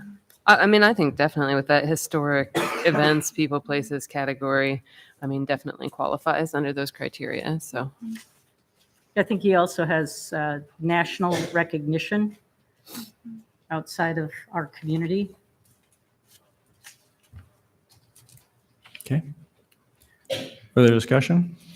So I'm going to take a different tack. We asked the staff to go out and get public feedback on this proposal, and we got quite a bit. And My hope is the council would take a close look at what we received for information. It was very interesting. I had never heard of Mr. Banning before this proposal came along. I had also never heard of Frederick Douglass Patterson. He was a roommate of Mr. Banning, and he founded the School of Veterinary Medicine in Tuskegee in 1944. He founded the United Negro College Fund. His foresight into emerging fields at Tuskegee also promoted him to spearhead the engineering program from its inception, and enabled African Americans to gain high-level technical jobs across the country. His contributions to aviation did not end there. In the 1930s, Dr. Patterson defied all political, social, and financial odds against training African American youth to fly. Not only did he win for Tuskegee a coveted federal contract to establish a training site, but he persuaded the government to establish a full air base at Tuskegee. That accomplishment gave birth to the now legendary Tuskegee Airmen of the World War II U.S. Army Corps. Nearly 1,000 African Americans completed their first training at Tuskegee Airfield, and their reputation is amazing. And so I had never heard of him, and I think his accomplishments are amazing. I had never heard of Netta Snook Southern. She was also a resident in Ames, and she met Amelia Earhart and became her flying instructor, which is amazing. She was the first woman on the Pacific Coast to attempt an altitude record, attaining a record of 15,000 feet. And so I had never heard of her, and she also seems like a very worthy person to note for recognition in the city. I did know about Hap Westbrook. And if anyone has been involved with this airport in the last 50 years, they would have known about Hap Westbrook. He flew B-24 bombers in Europe in World War II. He spent 2 years as a POW on behalf of our country. He came back to Ames in 1975 and were instrumental in building this airport and training many, many of our pilots. And Hap I had heard of. I had never had a chance that I know of to meet Hap, but his reputation is well established in this community. Mr. Banning lived here a very short period of time, although he did some amazing things. My point is, I don't know what we do. We've established these criteria for selecting a name, but these are at least 3 other people that have tremendous accomplishments, that have connections with Ames, that I think deserve consideration. And the problem is in just going with Mr. Banning just because he's the first one selected, this becomes a very subjective exercise. There's not an effort to apply these criteria in an objective, defensible, rational manner. We're just doing this because he was the first one to be named. I think if the proposal had been for any of these others would have gained support. And we've had no public input on these other names. And so we're making a decision, again, without public input based on speculation. My proposal is we leave the airport the way it is. We leave the name in its current state. But I do think this exercise has been very valuable because it's brought to light people who have made significant historical contributions that are connected with Ames. I would suggest we work with historic preservation groups, Ames History Museum, and find ways to honor not just Mr. Patterson, but Mr. Banning, but all of these in some meaningful way in our airport. And I don't know how we can rationally just choose one when we have these others. So I would just suggest that we just keep Municipal Airport in its current name. So, Tim, I'd just like to respond. This came from my putting forward Mr. Banning. And I did know about Netta Snook Southern. I did know about Frederick Patterson, who actually was also a Congressional Medal of Freedom winner. And I knew about Mr. Westbrook, but I learned more about his amazing career from our input. But I think the recommendation that's before you is the nomination of James Sherman Banning. And the reason that I put him forward was because of his position as a pioneer aviator, who in fact inspired Frederick Patterson to establish the Tuskegee Airmen, because Patterson first had the vision that African Americans could fly and be involved in the efforts to save our country, because he saw his roommate, James Herman Banning, fly. And Nita Snook did teach Amelia Earhart how to fly, and she did some other things too, as you outlined there from our input. But I know that we also had people saying, well, could we name the terminal after her? And I think she's a worthy candidate for that. But I think that James Herman Banning had a larger impact than she did overall in the pioneering aviation of this country. And to me, that was why I put his name forward instead of hers. And he did live in Ames for a decade and have a business here, and he named his plane after our city. And his first flights occurred while he was living in Ames. So I think that he meets the criteria, and even though these other candidates are well worth consideration, they weren't the names that I put forward. And I don't know that we can even consider them. We can move an option other than option one, but I don't believe it's open for consideration tonight to choose a different name. And maybe Steve could correct me on that, but. I'll leave that up to Mark, if we can name somebody else. Well, option two And says, you're really just directing us to come up with a resolution. So you're not naming anything, so I imagine you could give us different direction. So you'd have to direct, Option 2 is to name it after someone else. but it doesn't say who that is, right? So it would be another, You'd have to give us direction. We'd have to bring back that person and see if. and do the believe- same thing. Believe you meet the criteria, and then you would come back with a resolution.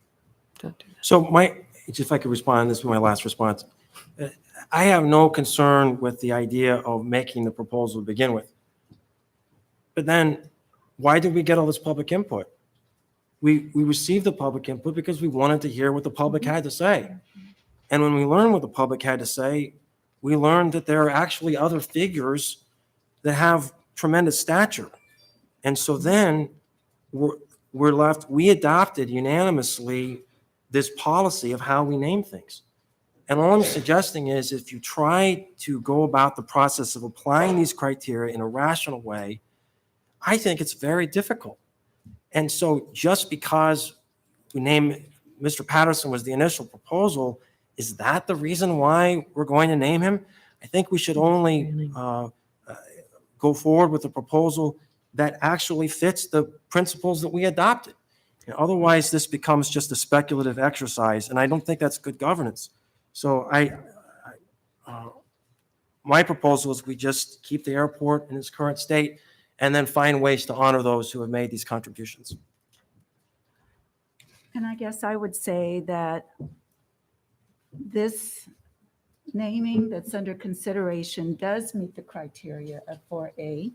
It's also consistent with our vision as well as our mission in terms of diversity and inclusion types of efforts.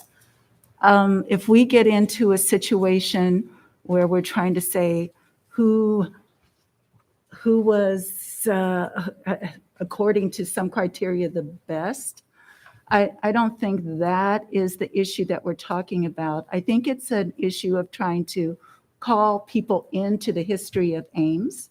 I think this is an individual that does that well in terms of their contributions as well as their heart for the city in naming their plane after Ames. And I think it's important for us to think about what it means to the city and how people feel about the city.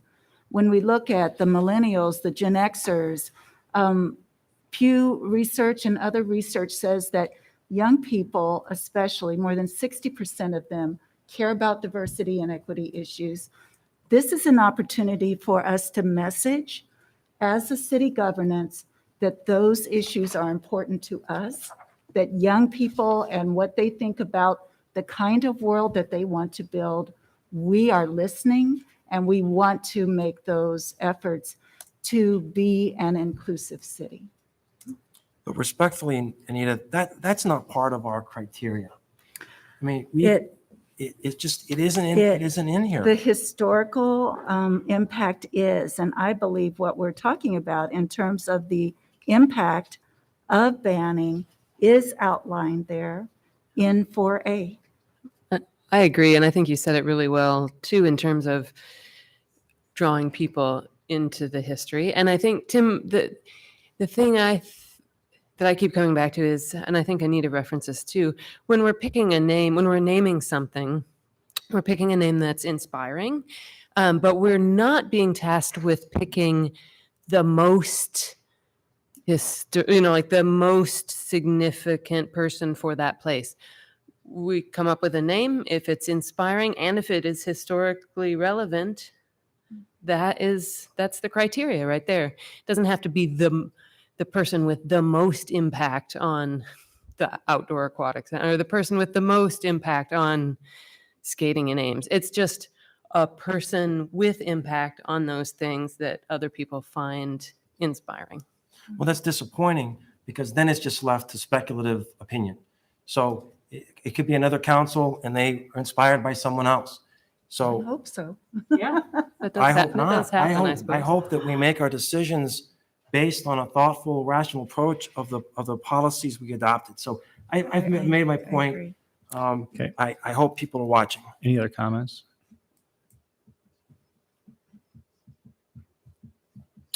Is there a motion? I would move option 1. Second. Moved and seconded. Discussion? Do you have a preference if we come back on the naming in your motion, where we put the name? Well, I think option 1 says It spells James it out. Herman Banning. Is that how you? Yes, that's how. I want to make it clear that's what you want, not flip-flop. I just want to say I'm supportive of this. I did really enjoy reading about all the other individuals that were brought up. And I think maybe we could do something interactive, a history exhibit, some sort of feature at the airport with a lot of Ames's pioneers. There can only be one person that it's named after. And I think James Herman Banning fits the bill very well. And I will say that also I had posted this on my own personal Facebook page and had overwhelming support among the citizens. And I would just say too, that even as we review the comments, that those were overwhelmingly positive towards naming it after Banning, even though there were some, it wasn't 100%, and I agree, but overwhelmingly positive views. So, But that's the only name they had. They didn't have any choices. but they could say, no, we don't. Okay. We want to leave it as is, and some recommended others. Point's been made, I think. Is the length acceptable in terms of James Herman Banning or James H. Banning? I'm just asking a question. Well, I made the motion for option 1. Yep. He's I understand. he's known as Herman Banning. Got it. And so it may be worth checking with the family to see whether J. Herman Banning is more appropriate than James Herman Banning. Well, then the direction is going to be to staff to create it. You had the motion. Let's just go with it. We'll leave it the way it is. Okay. Those in favor of the motion say aye. Aye. Those opposed or abstaining? Nay. Motion carried. All right. Moving on to item number 31, community conversations on mental health issues. Deb.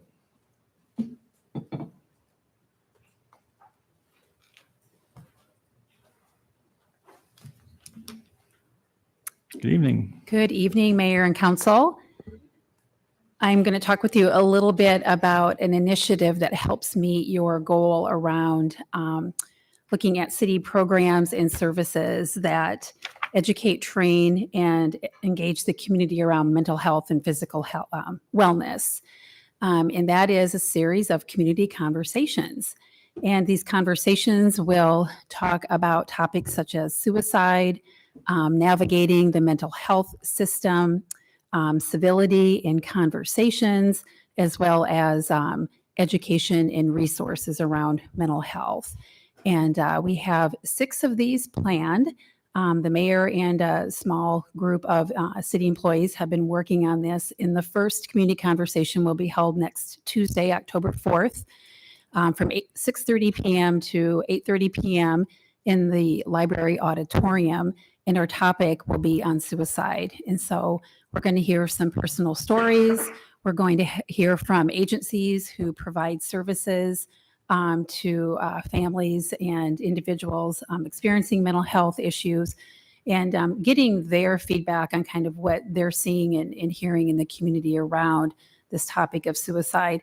It's just very important for the community to hear and understand that this is happening here, and what are some ways that we can help educate and provide information to people to get the resources that they need to help combat this issue. The other community conversations, I'm going to go through the dates really quickly. We have had a change in dates from the press release that went out last Friday. So the next one then is on Thursday, November 3rd, and that will be at the water treatment plant out on 13th Street. January 31st. We will not have the one on January 3rd because Iowa State is still on break. So January 31st, March 7th, April 4th, and May 2nd. So those are all the first Tuesdays, with the exception of the one in January. And then the only Thursday community conversation will be the one that's on November 3rd. So we are asking council to allocate some funds out of council contingency for supplies and training materials, and perhaps if we bring a speaker in, and that amount is $5,000, which is what council approved a year ago when we did the mental health wellness initiative that focused on mental health first aid training. So I'm happy to answer any questions. Questions? I know this fits with our wanting to have a healthy community. So it's part of our council values and goals. I'm wondering if the continuation of this kind of conversation model is something that we should be codifying in our budget instead of just using contingency funds, if this is one of our identified values and goals. Personally, I think that that'd be money well invested. And there may be other things that come out of the conversations that would be merit investment also, but that's premature to say that right now. So but I think that's a good point. I just want to add to what Deb's saying. This is not an easy topic to start with, that is being suicide, but we want to stress that first of all, we're going to be presenting facts and then talking about resources and hope. So it's a 3-pronged approach, and there's going to be some very personal stories told, but also a snapshot across the community from Iowa State, Mariegate Medical Center, Ames Community School District, Police Department, and YSS and NAMI are all going to be there, and they have a little 8 to 10 minute snippets they're going to be talking about. That may not sound like it, but I'm extremely excited. I think it's going to be it's a conversation starter. This is not to be out there pontificating. It's just more or less, here's where we're at. We need to be talking about it. And we need to be helping. And there's a lot of resources in our community we can leverage. And I'm really excited that Iowa State's also participating in a very active way too. Rachel? After this set of conversations concludes, will council be able to get some results about them and then directions maybe we could take it in the future? I think that'd be a good idea. Yep. Deb, will this be recorded or broadcast? Yes, we are planning to, so it's an in-person event, but we will be recording it and then putting it on the city's website and then sharing that too with others who want to post it on their websites. Just to echo the mayor's comments, I mean, this is a widespread issue in our community. And one of the things that I have found from people who are going through this is the sense that they're alone, that this is a journey they're making. They don't have community around them to help them. They're not aware of the resources, and they just feel desperate and alone. And so I commend this effort, and I think it's an important step to help connect people with the community and resources that are there. That's our intent. The other thing too is all 6 conversations are not about suicide. You want to just highlight what the other ones are going to be on? Certainly. We have resiliency, so we're going to bring in clinicians to talk about how to get through hard stuff, drug abuse, civility in conversations, and then navigating the mental health and substance abuse systems. So I think, Tim, to your point too, people sometimes don't know where to start, and they end up in a crisis, and we want to be more proactive than that. And so providing information on resources, and if they have to go through a committal process or taking somebody to what does that look like? What can they expect to experience? One more question, Deb. Is this one of those places where we should think about inviting our faith communities? So oftentimes our faith communities are on the front lines. Is this a kind of thing that we can make them aware of this opportunity? Yep. And we have been sending the press release out to the faith communities. Very good. And feel free to share that too with your contacts and networks as well. Right. Thank you. Yep. And some of them that are coming up, we've also talked about engaging or asking them to come and participate also as being one of a panelist or being a presenter, what they're observing too. So we're just getting started. Good. Thank you. Can I just piggyback on the communication piece? And I heard you mention a press release. Are there other ways that you are getting the message out? Yes, in the absolutely. community? Susan is working with us on radio spots and the website, and then our social media platforms. And that's going through And tonight. also the police department's social media account, and then also it's getting to Iowa State to try and get at the students, and the school district has also indicated that they're willing to get it pushed out through their newsletter as well too. We're trying to get a lot of saturation, let people know what's going on. I know everyone's busy, we get it. Yeah, But hopefully we can, and it's word of mouth, people inviting people to come too. And I think it's timely too, as we start approaching the holiday season, where things can get emotional and families are getting together, and it can be a struggle, or people that are unable to get together with their families. So I think it's a timely initiative. Deb, are those topics in order of the dates of the event? They are. Do you want me to go through them again? Sure. Okay. So on November, we've got the suicide conversation next week. On November 3rd, it's mental health education and resources. On January 31st, resiliency. March 7th, drug abuse. April 4th, civility and conversations. And May 2nd, navigating mental health and substance abuse systems.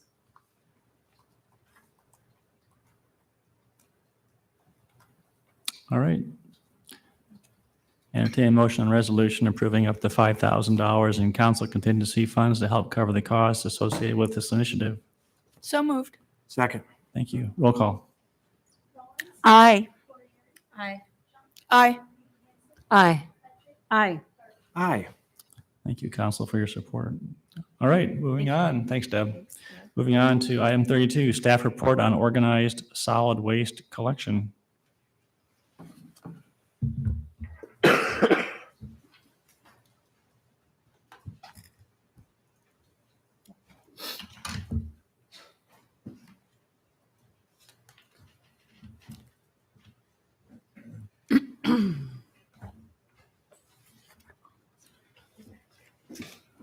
Good evening, Mayor and Council. This report is in response to a request that we received about a year ago to study solid waste collection in the community. There's a lot of material here, and so I'm going to take probably a few more minutes to walk through some of the highlights of the report than I might normally do. So just briefly, the referral from the City Council was to evaluate the city's current waste collection system with private sector haulers providing waste collection for residents and businesses. In terms of efficiency, the economics of that system, the fuel consumption that is, or the fuel that's consumed in order to provide waste collection, the emissions, and then as well, there was a discussion about an interest in organized collection. Now, that's a term that's specific to different ways that collection might take place. And the specific referral was to raise a suggestion about a model that's used in the state of Minnesota. And just briefly, that model helps transition communities from places where they have open collection, where the private sector haulers are free to engage with private individuals for waste collection, transition that into a system that's more efficient. And you do that by freezing the market share that each of the private haulers has, and then working with them to concentrate that number of customers into an area of the community where it's much more efficient to collect.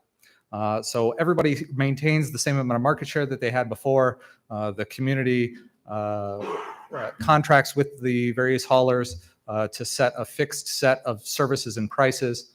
I mention all this because in Minnesota, the statute, the state statute, authorizes that kind of an exercise explicitly. It lets cities do that, and it exempts them from what would otherwise be termed price fixing. In Iowa, we don't have that same kind of authorization in state law, so we're not able to get all of the potential haulers in a room and say, let's come up with a set of services and a price that everybody's going to charge. That's not feasible under Iowa law. But there are a variety of other ways that we might organize how our services are provided, and so we'll talk about some of those. There's lots of different ways that we might provide services in the community or have those services provided. But before we dive into which of these is better or what are the benefits or so forth, we got to understand what are the different ways that we could measure them, right? So we need to understand how they compare, what are the objective standards we can use to understand the differences. So we went through a bit of a brainstorming exercise. One of the metrics that you can use to evaluate these different models is the degree to which customers have choices about who they contract with. So right now in our system, customers have ultimate flexibility. They can choose anybody to haul their garbage so long as that hauler is licensed to collect garbage in Ames. And that licensure standard is fairly basic. We have some health and safety type standards, but as long as you pay your fee and you're current, there's no cap on the number of licenses that we offer or things like that. So there could be an unlimited number of providers potentially. However, we have 7 currently who provide residential service. There are, I believe there are a few others that provide services, but not to residential customers in Ames. And so that's important to understand. One thing that's important as we're looking at customer choice, some customers, some community members may have a strong affinity to a particular provider. Maybe that provider's been providing them with waste service for 20 years. They know the person who comes and picks up their garbage. They leave them cookies every holiday season, that kind of a thing. They have a relationship. That kind of a customer preference that could be strong. It could be that the customer doesn't really care and they just want the garbage to go away, right? But that's impacted differently if a customer has no choice in the say. They may be upset, right, about the fact that they don't get to choose who is providing their service. So customer choice of provider is one metric. Another is the availability of the different services that providers might provide. So how frequently are they collecting? What's the what's the schedule? Do they offer recycling? Do they offer yard waste? Do they collect organic material for composting? Do they pick up bulky items, white goods, the furniture, mattresses, appliances, those types of things? Some providers may not provide much in terms of that. They may provide just a very basic set of services. Some might provide a whole menu of different options for how they provide services. And again, customers can choose currently, depending on what their preferences might be and what their needs are. Another metric that we would look at is the pricing. And the pricing uniformity. These are two different measures. So pricing obviously depends on the provider. Each of them sets their own price for the services. It depends on the type of services that they provide. It's affected somewhat by the efficiency of the collection system. So the studies that we looked at regarding organized collection indicate that communities that have organized collection tend to have lower costs for the collection. And that's a product of the fact that you've got the density of customers. So you don't have haulers running all over different parts of town in an inefficient system, right? You're able to maximize hitting every house on the street rather than hitting one every block.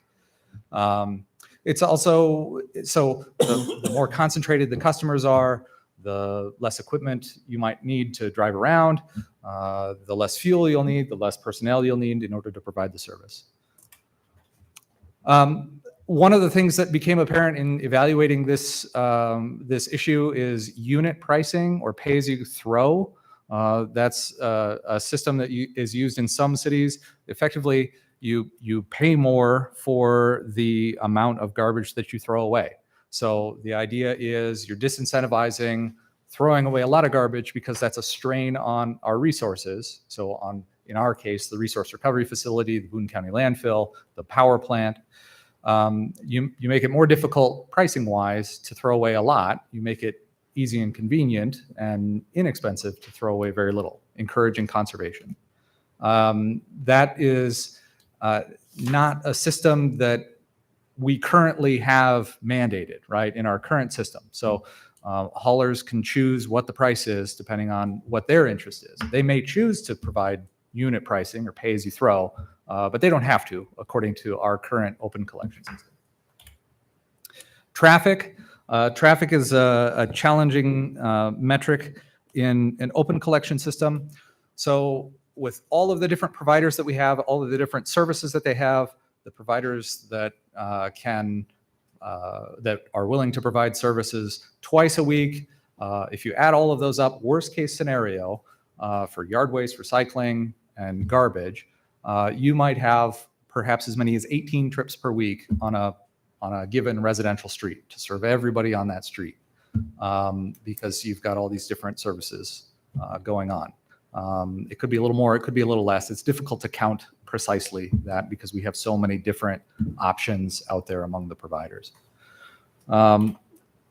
If this was an ideal world where you had a provider that was collecting from every house along a block and they were providing, let's say, garbage collection and then yard waste collection and recycling, you could accomplish this in perhaps 2 to 3 trips per week. Maybe you alternate.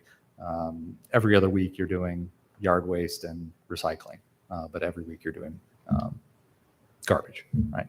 So there are some efficiencies that could be gained that would reduce the traffic potentially compared to our current system. One other thing that is unique, we have some arterial streets where we don't have back alleys for a portion of the street, and so the garbage has to be collected on the front. And those are very busy streets, portions of Grand Avenue, Duff Avenue. There's portions of Lincoln Way where we've got refuse trucks parked in the traffic lane, and it's a busy environment. And then we also have about 600 households that are adjacent to alleys in residential areas. If you assume that all of those households are served off of the alley for garbage collection, you know, those alleys are fairly narrow. A garbage truck collecting along the alley can make it difficult to pass, right? So if you have 18 trucks doing all of that, that's a lot more congestion, a lot more impact to traffic. I did a visual survey, very scientifically, of a convenient neighborhood to measure that happened to be near my house, of 89 households. So these are 89 households that I went by every day for 2 weeks and took note of garbage only, what the garbage provider was, and what day did it get picked up. So this doesn't include anybody who was using recycling pickup or yard waste. And as you can see, there's a variety of different firms, right? So there were 6 out of the 7 firms that provide garbage collection in Ames had somebody in this neighborhood. I think this is fairly representative of what we might experience if we were to survey more of Ames. But this is what was observed in this particular neighborhood at this time about a year ago. And then if you consider this shows the frequency of the collection. So the days of the week. So Tuesday was a busy day. Multiple firms were picking up garbage on that day. But there's basically garbage collection every day except Monday. So there's at least 1 truck, sometimes 2 trucks, 3 trucks, 4 trucks, going down each street in a week. There are a handful of households that had collection twice a week. And so that adds into the truck trips as well. So just to give you the visual impact. Noise is one of the issues that comes as a product of the traffic as well. So garbage trucks tend to have noise from the brakes, from the hydraulics, from metal on metal, things clanging together. This can be an issue in early mornings. If you have more trucks, you have more noise, essentially, right? So that instead of being something you experience maybe once a day or once a week, you might experience it every day of the week, depending on your neighborhood and who's providing service. Greenhouse gas emissions. So we tried to come up with some metrics here. The more trucks that we have providing service in a particular neighborhood, obviously the more greenhouse gas emissions that we have from collection. So if you just make some assumptions and guess that it's about 185 miles per truck per week to pick up, a service area. That's equivalent to the amount of CO2 that you would generate from a passenger car that's driving from Fort Lauderdale or from Ames to Fort Lauderdale, Florida. That's for each truck, right? So if we have 30 trucks, that's times 30 trucks. Ryan showing off. Yeah. So Yeah. you might be going from Fort Lauderdale to Ames, given the weather, but You would not. but that's the equivalent. So obviously more trucks is generating more carbon emissions, and that's important with respect to the council's climate action goals. Road wear and tear. So the study gets into some detail about how this works. There is a metric that's used, and if we have to, I assume John can walk us through that a little more in depth, called the equivalent single axle load, and it allows us to kind of standardize the amount of wear and tear that might occur on a particular roadway. It's important to understand more weight equals a significantly greater impact on the road. So if you had a 3,000-pound car and a 6,000-pound car, the 6,000-pound car is not going to be double the amount of impact as the 3,000-pound car. It's going to be 3, 4, 5 times as much impact. So a fully loaded garbage truck that drops onto our roadway is going to have a significantly greater impact. It's 2.7 equivalent single axle load units compared to a passenger car, which if you drove it on the same road is going to have about 2 thousandths of an ESAL, right? So it would take 1,000 to 1,400 passenger car trips to cause the same roadway wear and tear as one garbage truck trip. because of all of the weight that's involved. And so it's equivalent to a day and a half or 2 days worth of local traffic for a garbage truck to drive down a street, a given street, versus a passenger car. So what does this mean for our roads? Well, if we take a concrete roadway, 8-inch concrete, unreinforced concrete roadway that we would design for 40-year design life, that assumes that's 2 million equivalent single axle loads, right? So you can run 2 million equivalent single axle loads across that thing before we have worn out the 40-year design life. Now, the road might in practice last longer than that, but that's how we standardize this measure. So 1 truck per week going on this road is not going to shave off a disproportionately high amount of life off of the road design life. It's going to shave off perhaps a month or 2 off of the design life of this road because it's built so much stronger than the road will compare to. If we have 18 trucks per week, so our worst case scenario, those 18 trucks will pull 2 years off of the design life of the road. They're going to wear it out a little faster. Now we compare that to an asphalt road that you might see in a residential neighborhood where we tend to have garbage trucks going through more frequently. 8-inch asphalt, a 40-year design life on an 8-inch asphalt road might be just 250,000 equivalent single axle loads. So that kind of a roadway is designed more for local traffic. It's not designed to have heavy trucks continuously running across it. It's significantly different than you might think of like Grand Avenue or Lincoln Way, where we're building it to handle the stress of heavy trucks and buses and things like that. So a road like that, 1 truck a week is going to eat off just under a year off the road's design life. When we put 18 trucks per week across it, 16 years of the road's design life might be eroded away by those trucks going across it every week for a 40-year period of time. Brian, do we know how many streets in Ames are of each of these types? I don't think we don't have, I certainly don't have that off the top of my head. And Yeah. I would take this more as a thought exercise, right? So just, there are lots of folks who live on streets that are substantially better reinforced than an 8-inch asphalt roadway. But we do have a lot of those kinds of roads in town. Additionally, we have lots of different variables with the number of garbage trucks that might be going across it. So this is intended to just give us an idea of, in the worst case scenario, what does this look like? Obviously, a local road, a quiet residential street kind of a road, it's going to have a significant impact. That's what we're trying to stress here. And one of the things that's also important to understand too is, so garbage trucks tend to drive in the weakest part of the roadway unit, right? So they tend to drive on near the curb, right? And the joint between the gutter, the curb, and the roadway surface is about the weakest part of the road. So if you look at roads that are starting to deteriorate, oftentimes they start to deteriorate in that area of the roadway.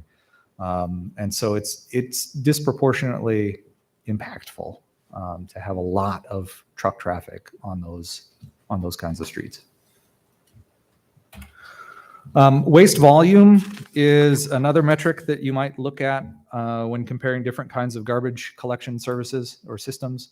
So the question to ask is there an incentive or a disincentive or a lack of those things to throw away more or less? That can be impacted by the container size, right? So if the providers offer a variety of container sizes and have different pricing for those container sizes, then that might impact your choice about how much garbage you're going to try to generate, how much you might try to divert because it's inconvenient to upgrade to a bigger container, for example.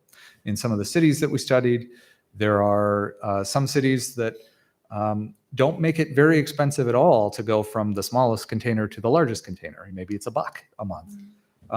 But in some cities, it might be double, right? And so those communities are sending different signals to their customers about what's the impact, what do they want them to do in terms of generating more garbage or generating less garbage or finding better places for that garbage. It's also impacted, waste volume is also impacted by the availability of alternatives. So if there is not an available recycling service, if there's not an available yard waste service or organics diversion or things of that nature, places to take appropriate waste material, then there's not much incentive to avoid sticking it all into one container and just having it be considered trash. So ensuring that there's alternatives available, and then public education about why it's appropriate to put certain things in certain places, and where things like glass need to go.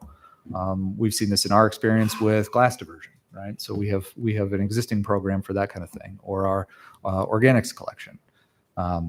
So many customers might not know that we have those options available, and those materials might end up in the trash collection rather than in the appropriate place.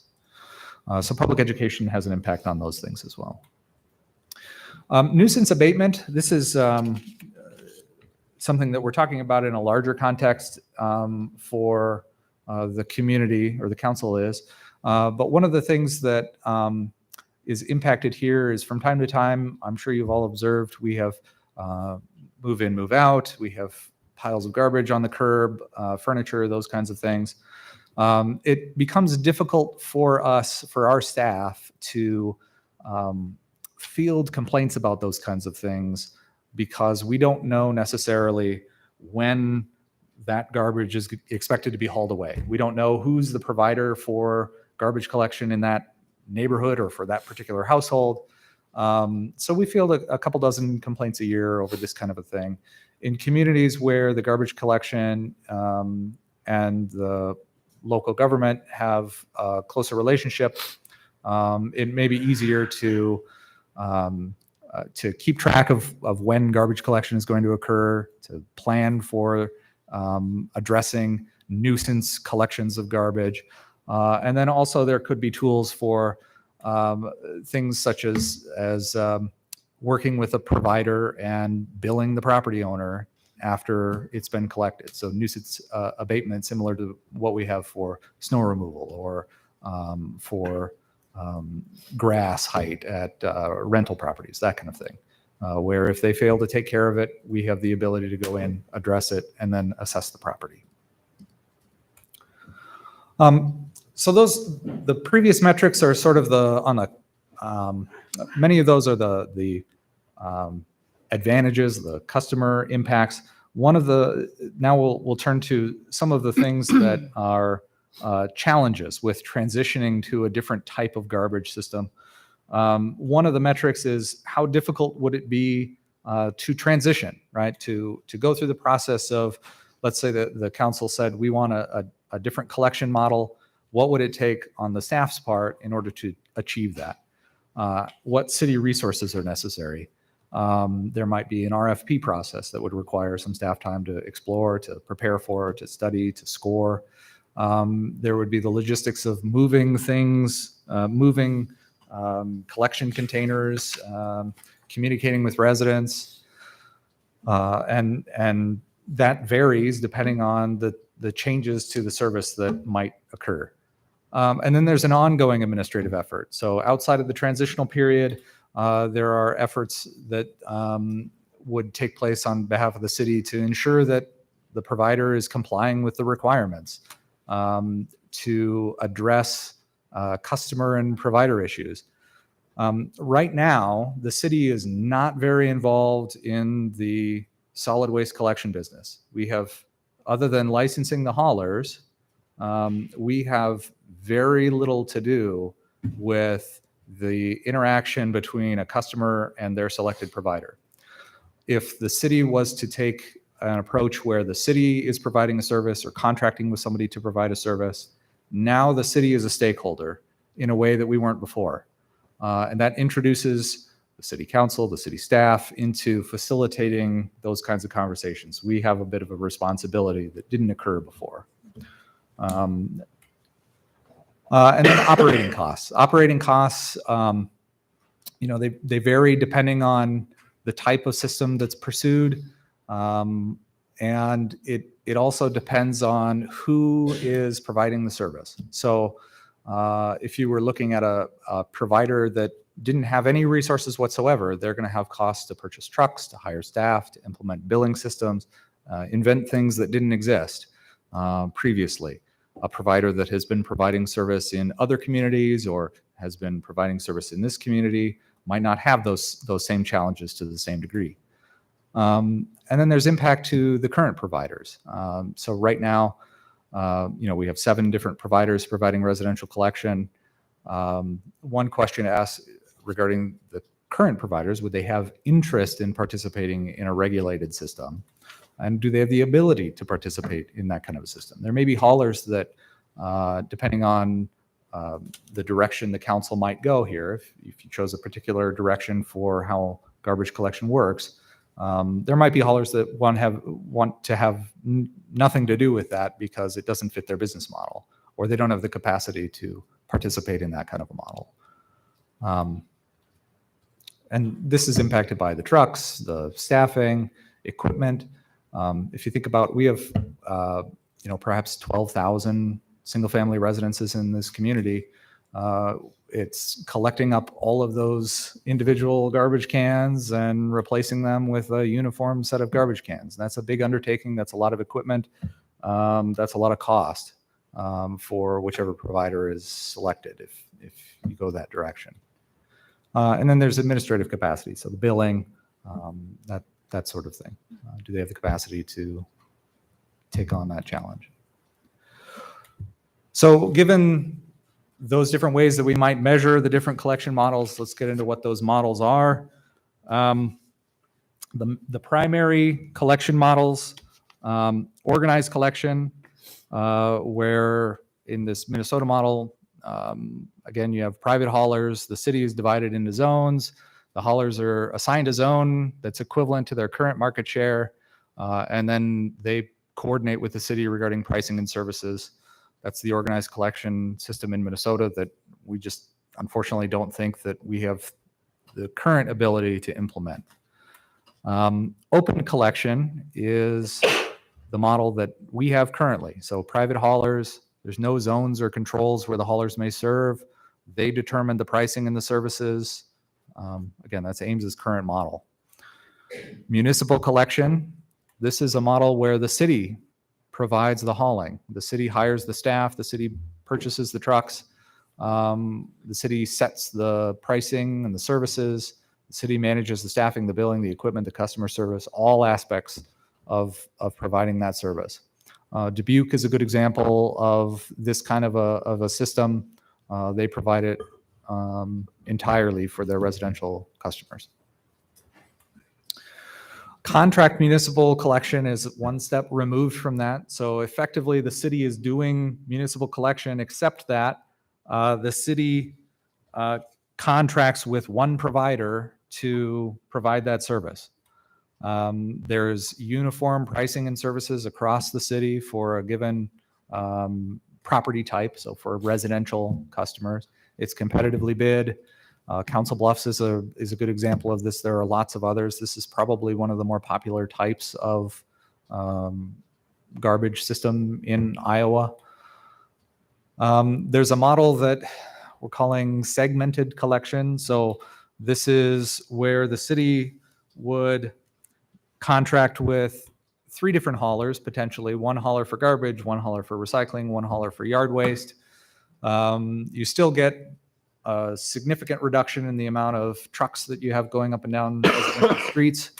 You get the uniform pricing and the services.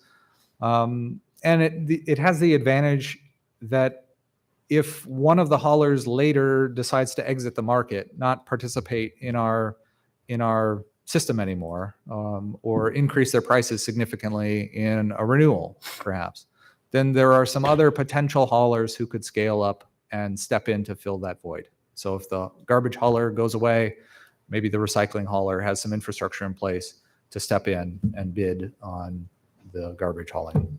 Brian, on this one, this is one I think is important to note. This is a big deal. The amount of investment that these haulers have in their trucks and infrastructure is enormous. So I I'm cautious to think that someone could just flip a switch and just ramp up on moment's notice. I don't want to take that for granted. Yeah, that's a fair point. This is not a small undertaking, which is why I think it's important that we spend some time talking about this and the impacts it might have to people. I think it's important to note too, in this kind of a model, you're not necessarily guaranteed that you get 3 different providers. It could be that one provider comes in and bids on all 3 of the services and comes in with a good response and a good price and all the different metrics that we might evaluate their proposal based on, and they wind up with all 3 contracts. So there might be components we would have to do in the evaluation process to guard against that, evaluating based on things other than simply price alone, or perhaps putting a stipulation in that no one hauler can have all 3 components of the service. So there are some different things that we would have to think about if we wanted to go to a system like that.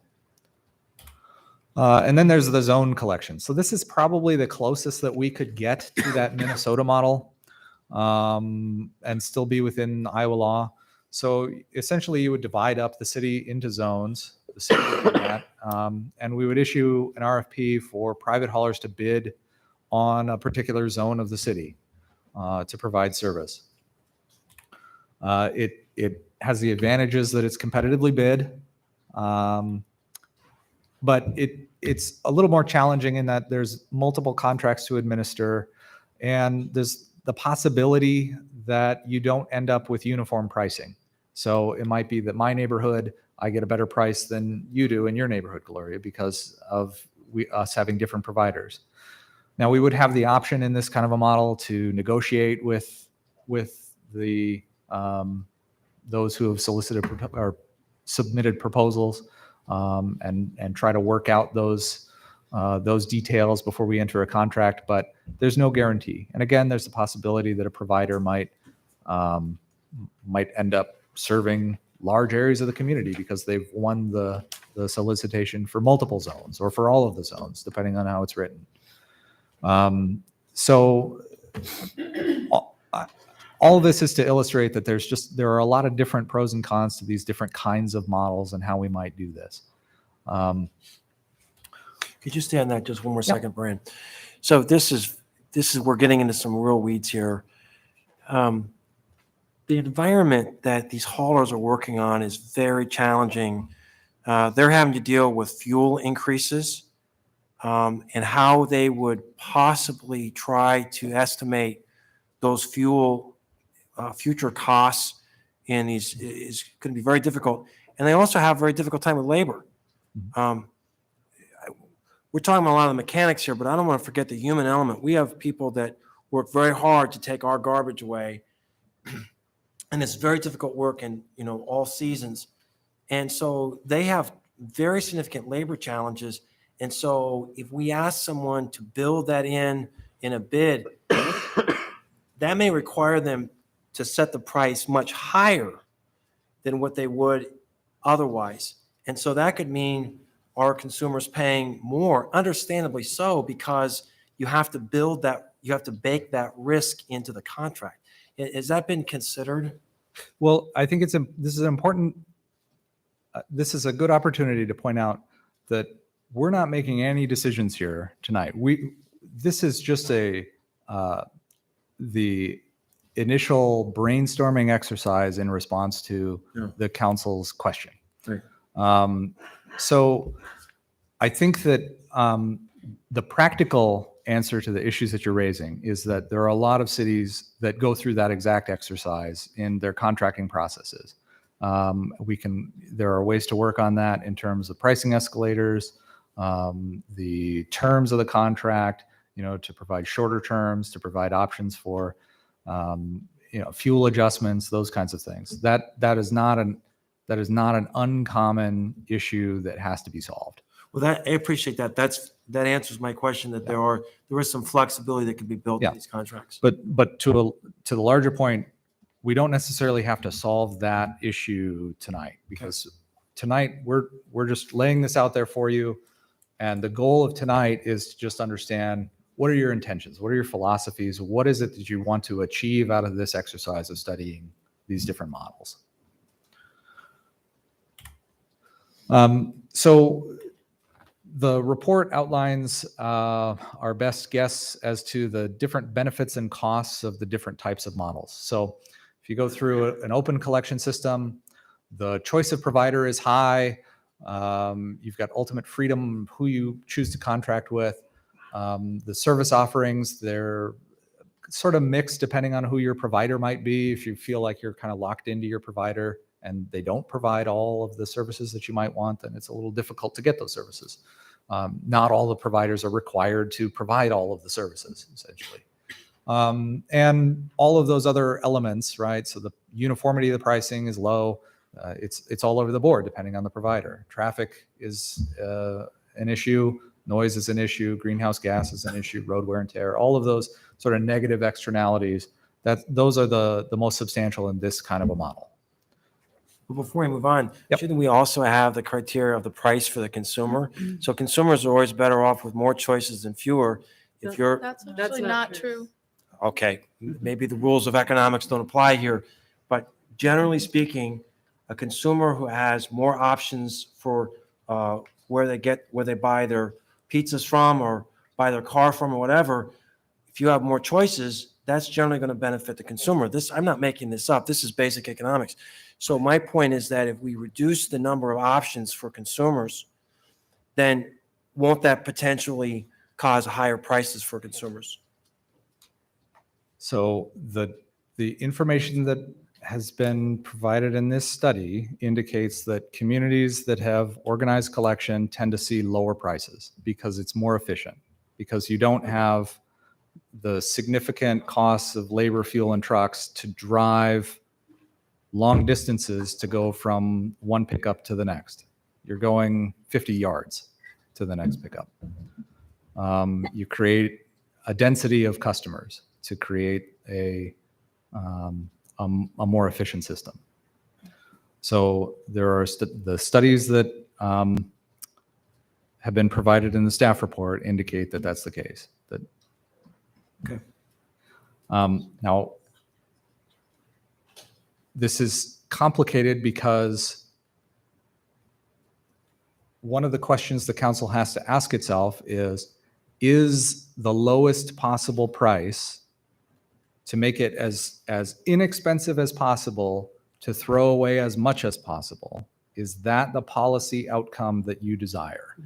Or is it your interest to incentivize throwing away less and making it more challenging, more expensive to throw away large quantities of garbage?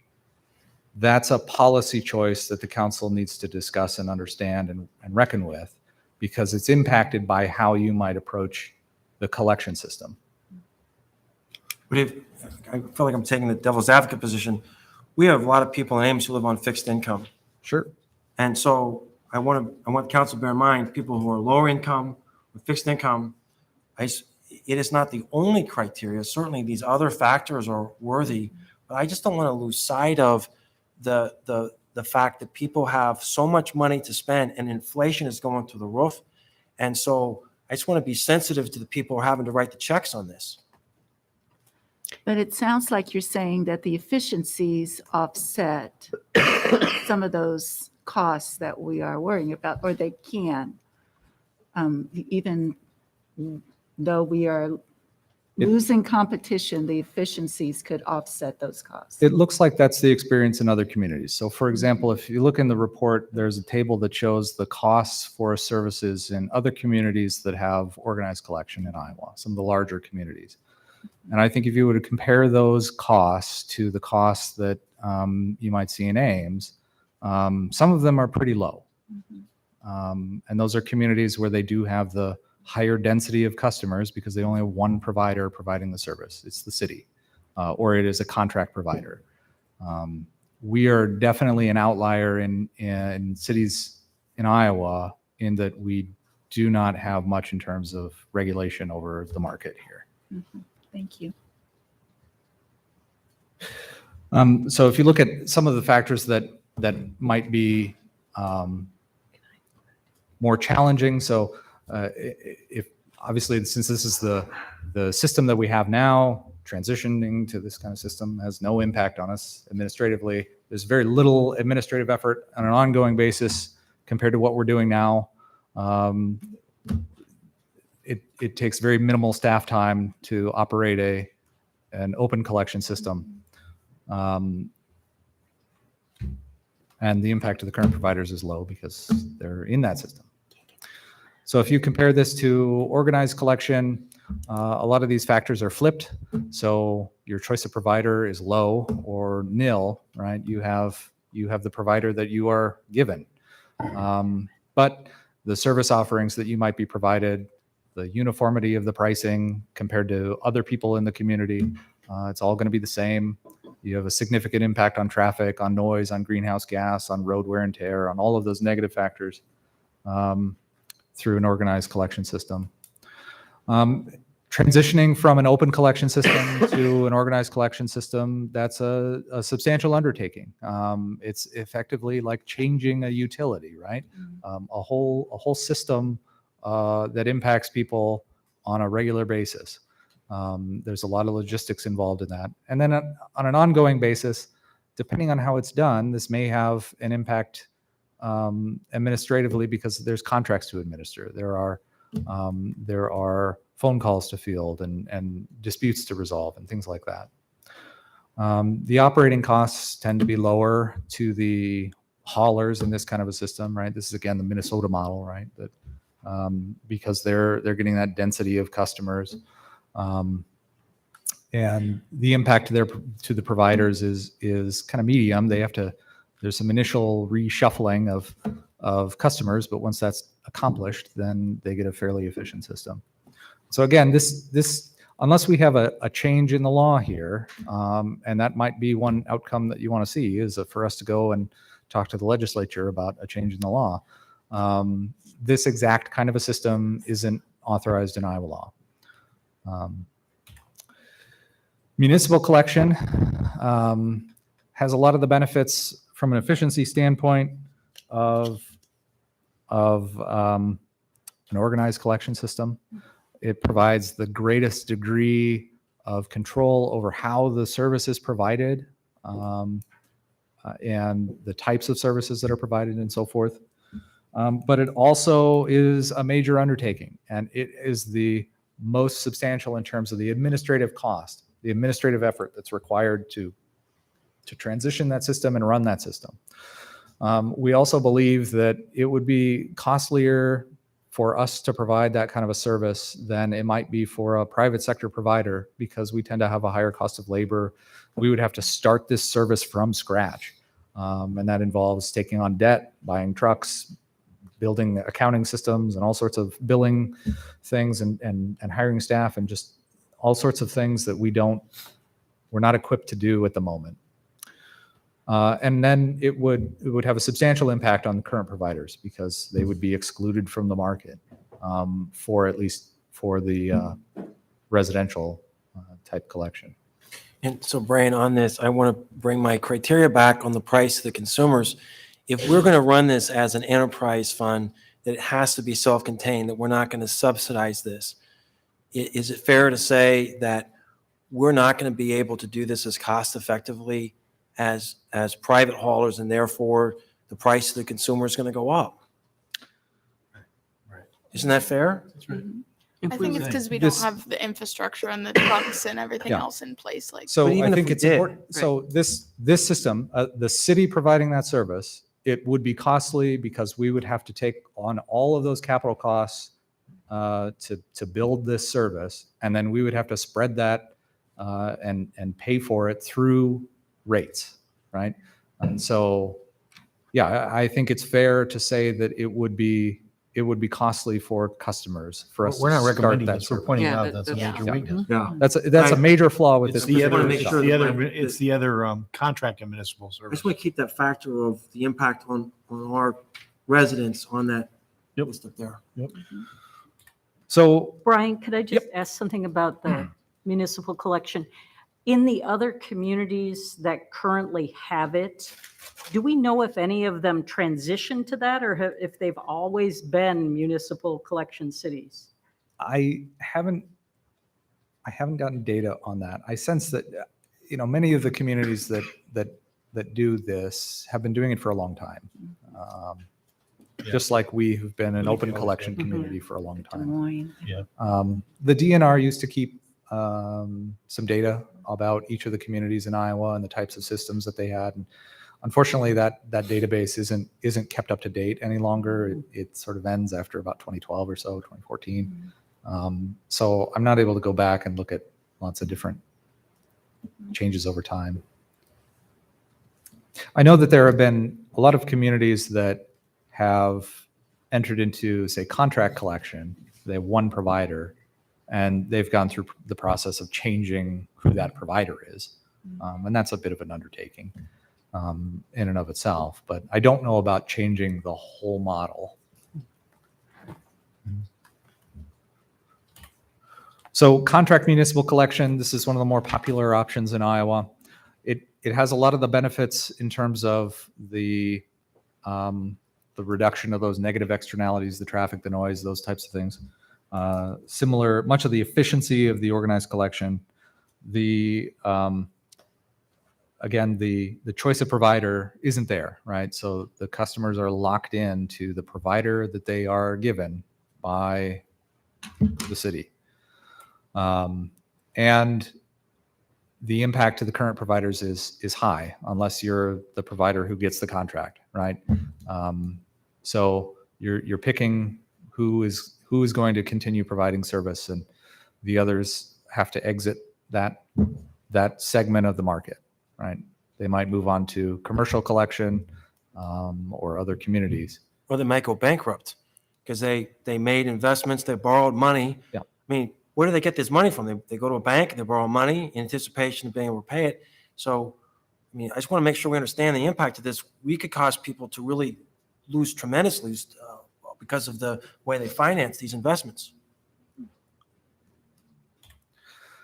So two more: the segmented collection, where we're providing essentially three contracts: a garbage contract, a recycling contract, and a yard waste contract. This is basically an attempt to reduce some of the impact on the current providers, assuming that they would be the ones who would bid on this kind of service. So essentially, you pick three that are continuing in the residential marketplace, and the remainder have to exit. So there are some impacts, some benefits, the same as the other models, except it's a little more to administer. You've got three contracts that the city has to administer rather than just one. You've got perhaps fewer haulers that are impacted because there are three of them that remain in the market rather than just one. And then the zoned collection. This one, again, the two key changes or distinctions between the different kinds of models here. This one, we're not necessarily guaranteed pricing uniformity. If that's not something that's important to you, then that's not a big deal. But it's a possibility that it's not uniform across the city. And the administrative effort is a little higher because we've got all these different zones to manage. And depending on the number of zones that there might be and the particular characteristics of it, it could be more of a challenge than less. So there are some other options short of totally reworking how the garbage collection process works in Ames. The council could look at some other options to address some of the issues that have been raised in the staff report. So one of those options that is apparent in some of the other communities is perhaps requiring that multifamily properties provide recycling or organics collection. This is something that's done in Des Moines and Iowa City, I believe. That might have an impact on some of the issues that we see with glass and with organics, both of which are things that we would prefer to have out of our resource recovery and power plant processes. So perhaps implementing something along those lines. We could certainly put some conditions on the licensure requirements for the haulers that we do have to require pay-as-you-throw rates. So require that the rates that they adopt for their customers disincentivize throwing away more so that they use unit pricing. One of the things that seems kind of odd is that one of the few areas where our municipal code does speak to how providers have to provide service, it requires that the standard for residential collection be twice a week collection unless an arrangement is made with the customer to provide something less than that. Twice a week collection appears to be not a very frequent service option in most other large cities in Iowa. I think the rationale being that it simply encourages you to not be as thoughtful with how much you're throwing away, and it encourages more traffic, more stops, that kind of thing. So that might be something for the council to explore and to consider further. Can I extend this? Yep. So this issue of pay-as-you-go throw rates. Yep. I want the council to understand this is going to disproportionately impact larger families. So if you have one or two people live in a home, they have X amount of trash. But if you've got a large family there, they're just going to have more trash. It's just the nature of more people living there. So I want to be careful on how much we're trying to socially engineer people. We want to encourage people to recycle. We want to encourage people to compost. These are all things that I think we should be uniformly sending that message. But if we get too far in the weeds on trying to social engineer how much someone throws in the garbage, I just don't think that's the role of council. So, but I just want to be cognizant of, I don't want to disproportionately impact larger families because of some of these policies. Another tool that has been used in other communities is to require the haulers, if they're going to provide service, to present to the city a plan showing how they're going to make their routes as efficient as possible to reduce the amount of traffic that might be going across a particular street. That could be a tool that the council uses as well. And then perhaps establishing a minimum set of standards, a minimum set of services that the haulers would have to offer to their customers in order to obtain a license. So ensuring that there are the diversionary type programs that are convenient to address some of the waste reduction issues that have been presented in the report. So for next steps, this is a lot of information. This is a lot of impact potentially to the community members, to haulers, to lots of stakeholders. What staff is suggesting the council do next is to think really about what you want to achieve. So if your goal is to have garbage collection that is as inexpensive as possible, then the policy choices that you might make are totally different than if your goals are things such as the traffic reduction or the reduction of the volume of waste that's generated. So we need to have a discussion about what your goals are. What are they related to the impact of customer costs, to sustainability? What are your goals related to the types of services that are made available to people? Traffic, nuisance, noise abatement issues. Then after we determine what those goals are, we could focus in on the different types of options that might achieve those goals. I might mention there's 2 points that staff has pointed out in the staff report. We haven't given any recommendation, okay, Tim, but one, I think we very strongly that one of the options should not be us getting involved in the business. I think it has a lot of detrimental impacts, and it can be accomplished by utilizing the private sector's expertise and previous capital investments.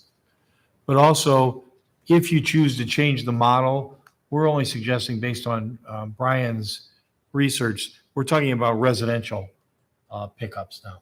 You imagine, we're not talking about changing anything, at least initially, as it relates to commercial or industrial pickup. That would be an open system. I think it's, at least initially, it's gonna be a lot to convert if we go to a organized system just for residential. So once we understand a little bit better what you're interested in achieving, We need to do some more work from the staff's end. So we need to gather more feedback from the community about potential changes. We need to talk more with the haulers. What's the impact to them? What are their intentions if we move a particular direction or if we explore a particular direction? What does that look like to them? What's the impact to them? What's their interest in providing service in some new model that we might have? We need to also look at some specific examples that might align well or give us a good experience that we can draw from in other communities. And then depending on what types of directions you might want to go, we might need to look into getting some expertise, some help in addressing the planning for a transition or implementation to address some of these logistical issues, which are not small. If the council decided to make radical changes from what we do currently. So that's the extent of the staff presentation. Happy to answer questions. Brian, it seems like one of the benefits to the municipal collection is that we as a city right now have a contract with Chevron REG for biodiesel for our larger snowplows. And I'm wondering if we don't do municipal collection, is there a means for us to perhaps have that same functionality for trucks from other haulers that may be picking up in the city? It's a great question. Yeah, absolutely. You can set standards for what you want the service to look like, even if it's not provided by the city. Let's say you went with a model that was contract collection somehow. We had various contracts with providers. You can say in the RFP, this is the set of minimum standards, the type of equipment you have to provide, and it has to be electric or biodiesel or what have you. Or you could require those kinds of standards of the current haulers if we maintain the current system. That's absolutely an option that we can. I think that's a fantastic suggestion, and the haulers may not be aware of the positive benefits we have had on our trucks. I hope you write that down because I think that's an outstanding recommendation. In what format do you want our feedback? So we're supposed to give feedback on sort of what our goals are. And I suppose each one of us probably have different goals. So do you want us to go one at a time and I talk? think ultimately we have to vote on each one. So we have this consensus of the council and motion on each one of them. On each one of what? That you want to pick as a council as far as the goal of this program. If we're going to have direction to design a program based on that, I think we'll need to make sure it's not one individual's thought, but a consensus of the council. So are we choosing factors, or are you asking us to pick one of the programs? No, Brian talked about you're looking for specific objectives that you want to accomplish. I think if you can come to that point, then that will basically answer potentially the question of what some of the options might be. We could all discuss goals and then Right. vote on That's them. what I think. So You want to go through those categories again? Yeah. As the Yeah, can you bring up those? There's- on And the- then where does public input come in? after you talk. Yeah. So we'll talk and we vote before public input? No. Okay. I would like to have each council member share some thoughts, what they see as being some of the goals. We can get public input, and then you can go ahead and. Okay, This is traffic, all those categories. that's good. Thank you. Oh, I don't have them all on one page. Well, no, it was a different slide, the one I'm Those are thinking different of. slides. Closer It's to the toward, end. way at the end. Goals. Yeah, I would say at the very end. At the Yeah. end? Yes. Close to the end where you had the Yeah, it first was like- question we have to answer and then. Yeah. Oh. And then the second. Yeah. Sorry. If you had a shorter Yeah. presentation, it'd be easier to Sorry. find. the There, slide. Right this, there. My fault. this one Apologize. here. That's it. You want that? Yep. Yeah. And I mean, I would say All right, so give it, Brown, go sustainability. ahead, start, Yeah. and then we'll go around. Go ahead. Thanks. Yeah, I would say for me, sustainability is the biggest factor I am thinking about, and how this can impact that. And I think, to the point about the impact that changing this system would have, I am not under any illusions. I think it will be a big one.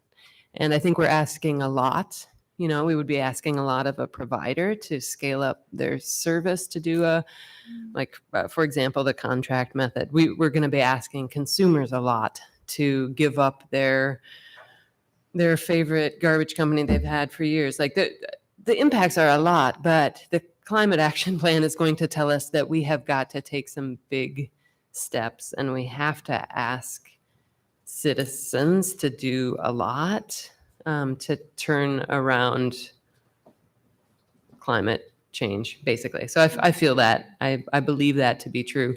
So I know it will be asking a lot, but I like the contract method, and, just in terms of my initial gut reaction, because it allows huge efficiency gains, and it would allow us to ask for certain services to be provided, like recycling or maybe compost pickup, which I think combined with what we see in the waste to energy audit, those results will come back to us too. And I see these as very intertwined, and only by changing our system from an open system, I think, can we see those gains. Looking at other communities, a lot of them do provide municipal service, and I hear the challenges in that. So, but almost none of them, other than Ames and Marshalltown, provide a completely open system.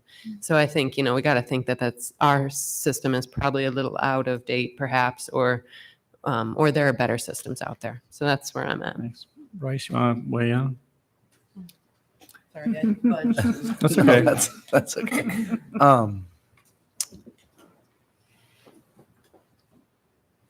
Can I go last? Pardon me? Can I go He last? wants to go last. Sorry. Of course. It's a lot. You're my favorite anyway, so go ahead. All right, go ahead, Rachel. So I'm excited about this report because it's a very first step on some continuous improvement opportunities that a lot of our peer communities have taken that we haven't quite gotten to yet. I'm definitely interested in the sustainability type of metrics. One that I would really like to have would be pricing uniformity. I think that would be good to have for people across the community to have the same rates for garbage locked in, because that's pretty variable with all the different providers right now. But that's not like a non-negotiable. I would be open to changing that priority. I think the sustainability would be number one, though, and then the ability of our city staff to handle the ongoing administration efforts, as well as the efforts in the transitional period, would be high up there too. Amber? So I have a couple of questions. My first question is, I'm wondering if in your research you found any examples of sort of a hybrid between a contract system and an open system, where maybe a city contracts with 2 or 3 providers and then residents have the choice between those 3, provided that they're offering, a set of services consistent with what the city wants and abiding by certain guidelines and those sorts of things. I don't know of any cities that have used that exact kind of a model. Okay. That's not to say it couldn't be done. I'd have to think about that a little bit. There are some cities that use, might use contract for one aspect of their collection, but it's open collection for something like Marshalltown. It's open collection on garbage, and it's contract service for recycling. Okay. So they divide it up that way. Okay. And then my other question, I know you didn't look too closely at Metro Waste Authority, but since they're providing contract services, correct? They're contracting with private haulers? Actually, that's sort of a good parallel to what you're talking That- about, right, because that's where I'm going. they've got 15 or so communities, and they might issue Right. contracts based on the individual community, and have multiple providers, but they Yes. handle all that contracting. And I assume that there are different prices in It's each based- of those communities. Yeah, it's their RFP most recently that went out, I think, a year ago. They have a response page for each community, and each provider puts in their price for what it would cost to provide collection in in that community, and they can choose to respond to that community or not. Okay. If I recall correctly, how that's structured. So I guess personally, I'm trying to achieve a balance between, goals that we have as a council for sustainability, and I think the impact on road use and the life of road is actually dramatic when you look at it. That was something that shocked me. But also being cognizant of the impact to residents and the impact on our haulers and the amount of investment that they have made in their companies and in the community. And that's not to say that we aren't moving towards a certain thing down the road, but I think because this is going to take a long time anyway, let's not pretend like we're going to do this in a month. It's going to be a long time because there's a lot of things that we have to work out. I think starting with a balanced approach is something that would be more palatable to everyone involved and still achieve the things that we want to do without it being such a huge blow to everyone. So your balanced approach means I just said. just 2 or 3 or 4? I mean, No, I'm not saying I necessarily have a preference to we need to do it this exact way, or I think that we need more feedback before we get to that point where we say, yes, we want every hauler to provide this, this, and this, and we want everyone to use biodiesel. And I think we're not at that point yet. So my goal, if we're looking at these next steps, because Brian wants us to say, what are we looking for the outcomes to be? I want the outcomes to be a balance between meeting sustainability goals and addressing the concerns that we're going to hear from customers and private haulers. Okay. Nita? I agree on the sustainability piece. I like the idea that has been proposed to think about opportunities to balance. I would say in terms of the customer costs, that is the other piece that I want to think about, and that may be creative. I think about that we are a community where, for instance, in the winter, there are opportunities for people to help and make sure that resources aren't cut off. And so I would hope that those families who might have some challenges, that we would think creatively about how to meet their needs. I've shared some of my thoughts in the questions I've asked, but just to summarize, I feel the need to really be protective of our homeowners. This winter, people's price for heating is going to go up, perhaps 20%. I'm listening to C-SPAN this morning. So dramatic increases in costs. And if we go forward with a substantial climate action plan, there's going to be a cost to that. There's going to be an increase in taxes. So all of those things make it more expensive for people to live in Ames. And we have to think about that because that's going to cause some people not to be able to live in our community. Mm-hmm.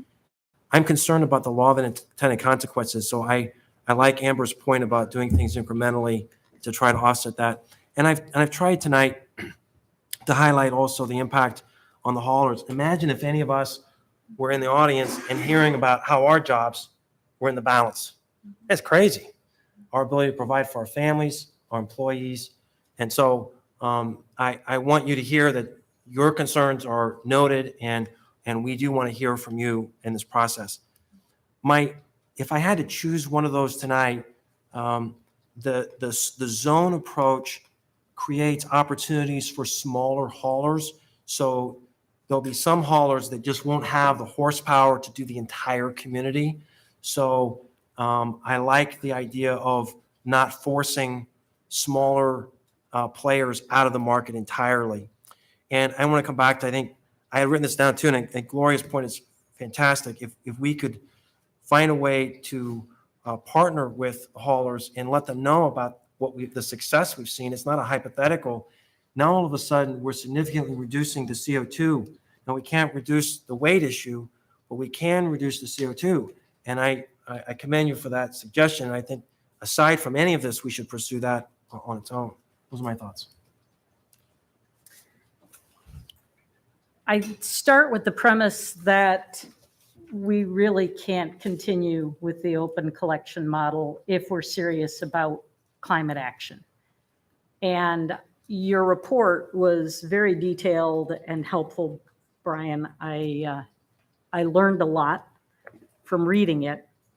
I agree with Amber and Tim and Anita about the need to try and balance things and to be aware of those unintended consequences.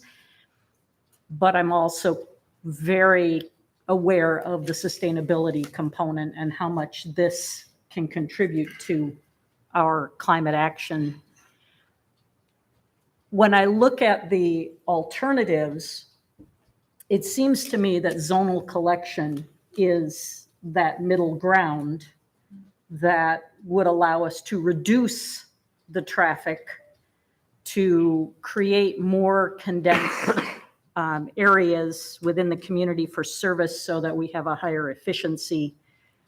And looking at the chart, it also has a medium impact on current providers as opposed to a high impact that we see with the contract offering.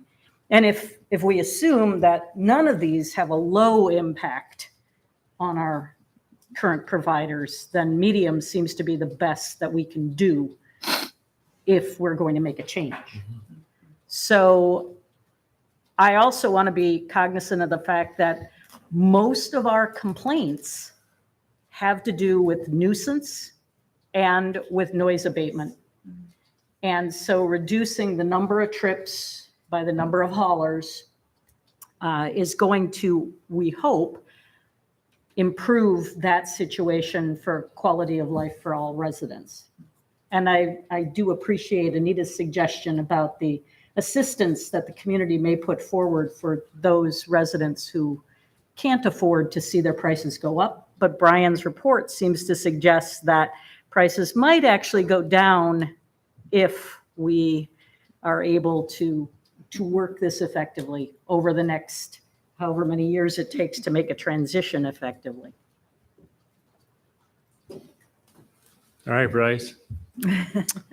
I don't have a ton of more input to add, but I would agree with Rachel touched on it a little bit about the service availability, and if it was solely in the city's responsibility to take care of the transition and the billing, like if that would that be additional staff, or would that be more responsibility for our current staff, and that kind of stuff.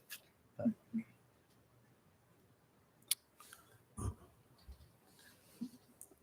I'm going to offer a few thoughts too, but question first for Brian. Have the haulers been asked, given a chance to give it any input at this point, or is that the next step? We just talked to the haulers last winter and told them that we were going to be taking a report back to council. That's been the only conversation to them yet. Okay, all right. Well, like Amber, I was really kind of, the road wear and tear, is really, I think there's a cost associated with that is probably not being factored into our customers in terms of, we spend upwards of $12 million a year now, I think, for road repair and replacement. And we're not going to eliminate that. I mean, that's going to always be there, but that's a factor. And I don't think anyone in this room is going to disagree that to see 10, 12, 14 trucks, I mean, I notice it every week. I mean, there's always 1 or 2, 3 garbage trucks in my neighborhood every day, going back and forth. Sometimes it's the same hauler, on different days. And I'm not being critical. It's just an observation. But we also have a waste to energy study that we're waiting for, that I don't think council has any kind of information on in terms of just trying to reduce the waste or what we're trying to get out in terms of recycling, which I think would be helpful in making decisions.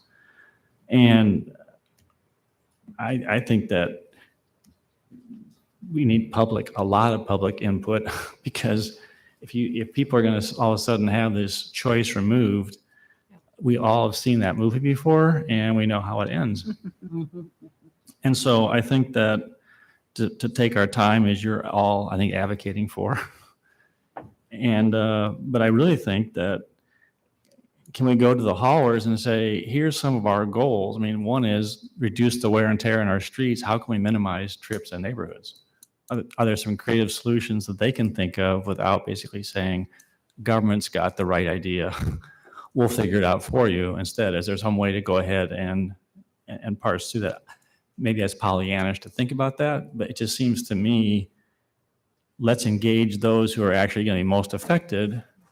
And I agree with Tim. I think that, to talk about the benefits that we've seen with the biodiesel, and even is there some ways to encourage them to do that? I don't know. I'm just saying that I think everything should be on the table for conversation. But I do think that we can still achieve sustainability, but by working together, with individuals. And if it comes to the point that there is no way, we got to make a decision. Council will have to make a decision to move forward. But I just think that, and just to be clear, this is a report back. It's not more or less, we're going to do this and we're just moving on, essentially. This is an entry level. So anyway, we've been at this for almost an hour and a half already. And I think there's people in the audience that may like to address, council. But I, for one, need a quick break. So I hate to break it in the middle of a session, but we're going to adjourn for 5 minutes. We're going to come back, take public input, and then council will go ahead and give direction to staff. So we'll reconvene here in about 5 minutes.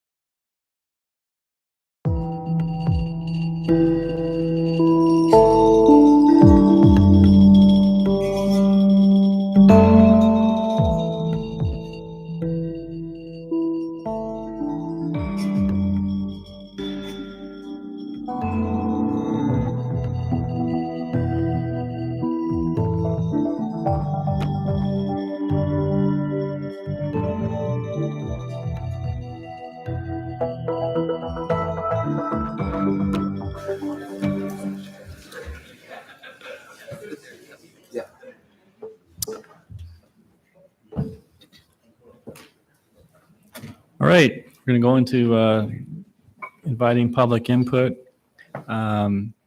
Those who may be interested in giving some feedback in general about this topic to council, you're invited to do so. We'd ask you to introduce yourself, your name, and your address. And if you're affiliated with any group or business, you can share that also. If you can limit your comments to approximately 3 minutes, that'd be great. And we'll go ahead and please come up to the mic and you may proceed.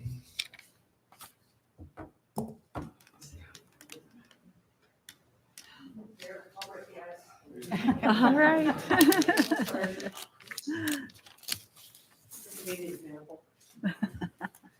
Hi, Council. Jerry Neal, 916 Ridgewood Avenue. Here are names. Fairly brief comments. For me, I think I came into this and I looked at that council report just already assuming that we needed to make a change in how we were doing our collection methods. However, I really appreciated the report. I just thought there was so much in it and I learned a lot about it. And I enjoyed the visual a lot because I think that helps people see, express what they're seeing and feeling when they're looking out there. So that's really important.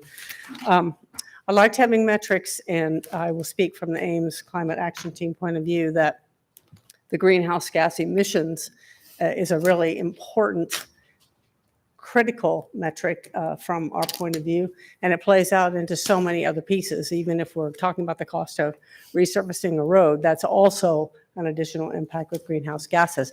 And there are a lot of experts out there who will say that if cities don't get on board, we cannot do this in addressing what the challenges are with climate change. So That's certainly my priority. And now in the next minute and a half, I don't know if we do this very much, but another member was listening to this and texted me some comments that they would like to have shared. So on behalf of Paul Reedhead, who lives in the Roosevelt neighborhood, his goals would be the sustainability goal and the nuisance reduction. So those are really important issues for him, and I think for all of us. He asked about hybrid models, somewhat like Amber had raised as having some hybrid models, and he was thinking more of a zonal approach of some different kind. And the example that he gave was Stonebrook, where he said the neighbors have gotten together in Stonebrook, and then they just got together and decided we're going to negotiate and get one hauler for our neighborhood, right? So there you have that grassroots bit of bringing people in as a part of the solution. And then to add to that, I would say he raises this concern about the lack of public engagement. So how is it that we actively bring everybody's thinking into how we might address this? So I think that's it. Thanks, Thank Jerry. you. Appreciate it. Thank you.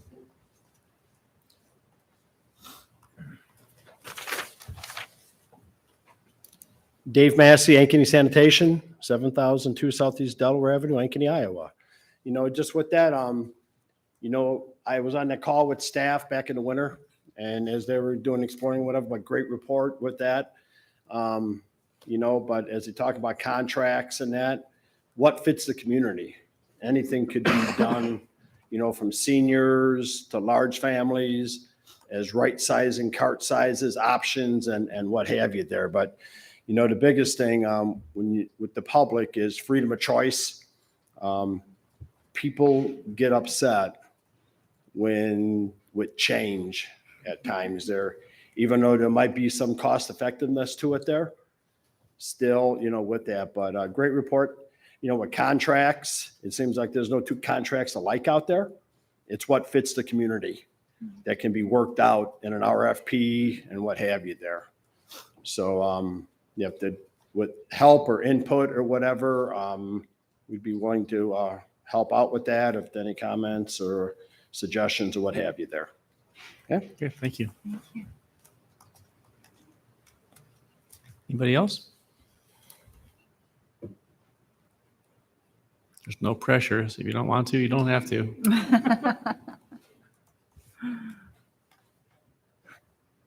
And this won't be the last time there'll be public input also, but we just thought we'd get some feedback from people. Susie Petra, 2011 Duff. Looking at all these, I'd like to tackle all of them. And I really do appreciate the zone. When I looked at Minnesota, I realized Iowa's law isn't the same. But I do think to save jobs in our 7 haulers, I would like to see us work with zones and so that they keep approximately the same profits that they are getting now, but it would save them on their cost of gas and wear and tear on vehicles. But it certainly helps us with our roads, our waste reduction. I'd love to see more offerings. And by the way, I think we people might get upset for about 1.5 years and then we go with whatever. We are very adaptable. So I am not going to worry too much about that. As long as we have input, I think in the end we will say, okay. And I think all of these, if we could do these with zoning, we would also lower customer costs and maybe even get some composting, et cetera, that we really, really want. So I hope we work on the hybrid and try to get as close to the Minnesota one as possible and save all 7 of our haulers. Thanks. Thank you. Anybody else? As you say, last call. All right, we'll close public input. Council? Staff's looking for some direction. Could we we eliminate the municipal model if none of us are interested in that Yeah, one? that'd be a place Very to good. start. I move we eliminate the municipal model from consideration. Second. Okay, any discussion? Those in favor say aye. Aye. Any opposed? Carried. All right. Low hanging fruit. Amber, you want Yeah. I mean, I want to make a motion, but it's not, I've pretty much already said what I want to do. But I don't know that that really tells you anything, honestly. move to? But I know, it's not, I mean, Well, even if I the move first to thing- say you wanna that ask we the ask first- staff the to first- seek input on a balanced approach. I think the next step would be to, let's meet with the haulers first. Oh, for sure. If those are the 4 goals, then let's don't talk about models. Let's just say, how can we adapt what they're doing now to reach those goals without a radical change in models? Or maybe the next step would go to a zonal approach, I understand. But let us meet with the haulers because we're going to rely on them to make this work. And let's see if we can brainstorm together. Then we can bring back to you some of those options or thoughts. And we'll have to ask them how the zonal would work with them, right? The zonal approach would work with them. And then we could come back with you and then we'll see where we're going to go from there as far as taking it out to the public. But I think when you eliminate the municipal option, which I'm glad you did, we're going to rely on the expertise of the existing haulers. And so the solution, I think, is somewhere we have to listen to them. They have the expertise. See, have the ideas how we can reach those 4 goals. And I think those are all important.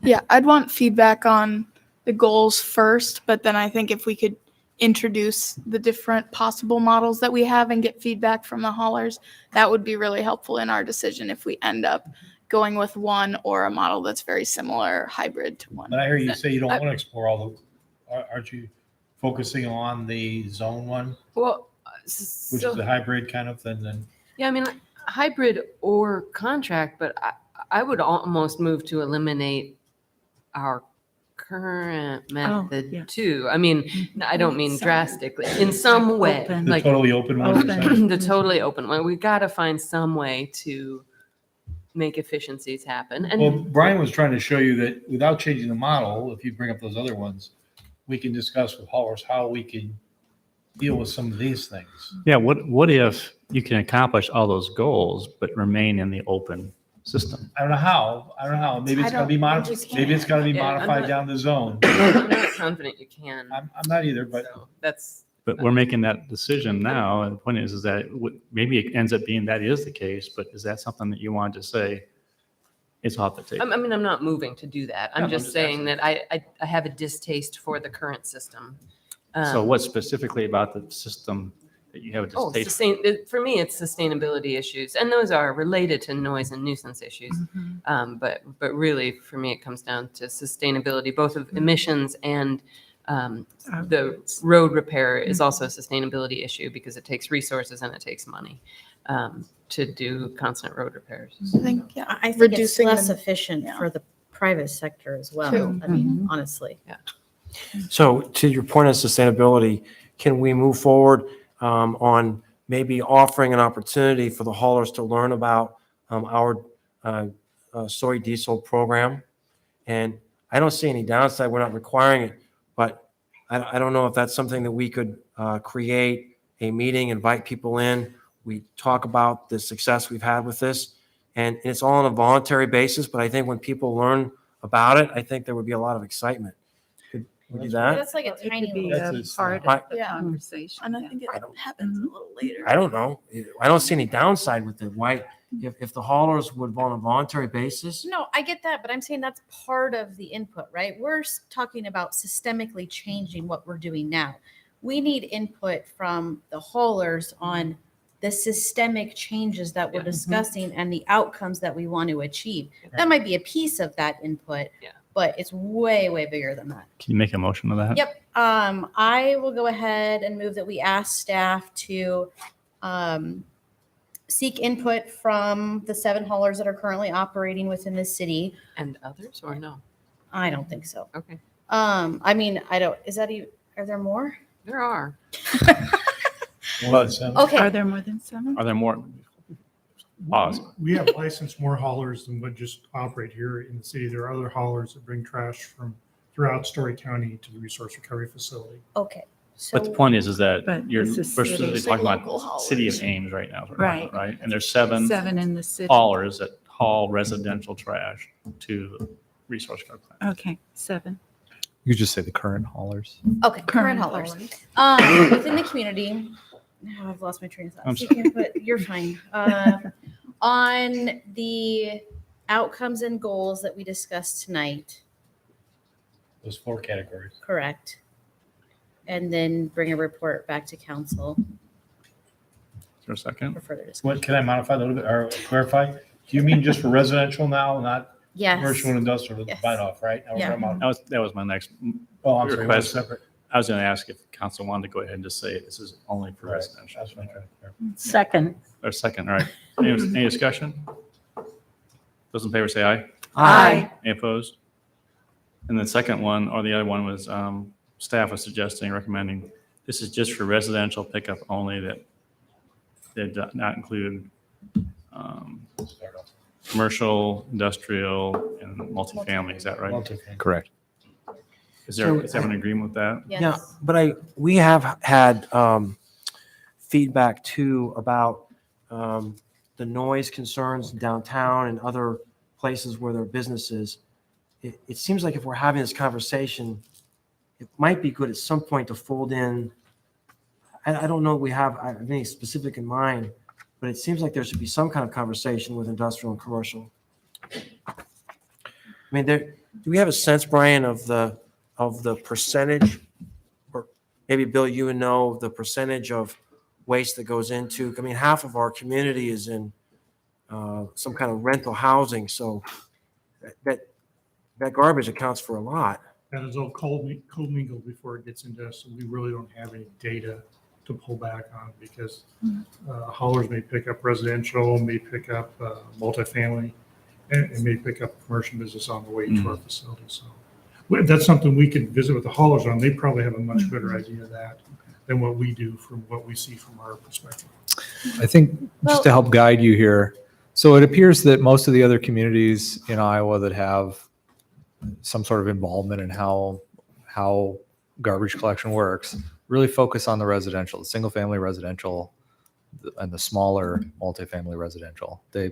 Commercial is a little bit of a different animal because of the different types of waste that are produced in different businesses. And I think this might be a good opportunity if we're able to find some changes to the system that achieve what you want to achieve and are satisfactory to the haulers and the customers and everybody's happy, then we might be able to identify some lessons that we could then take to unique places like downtown.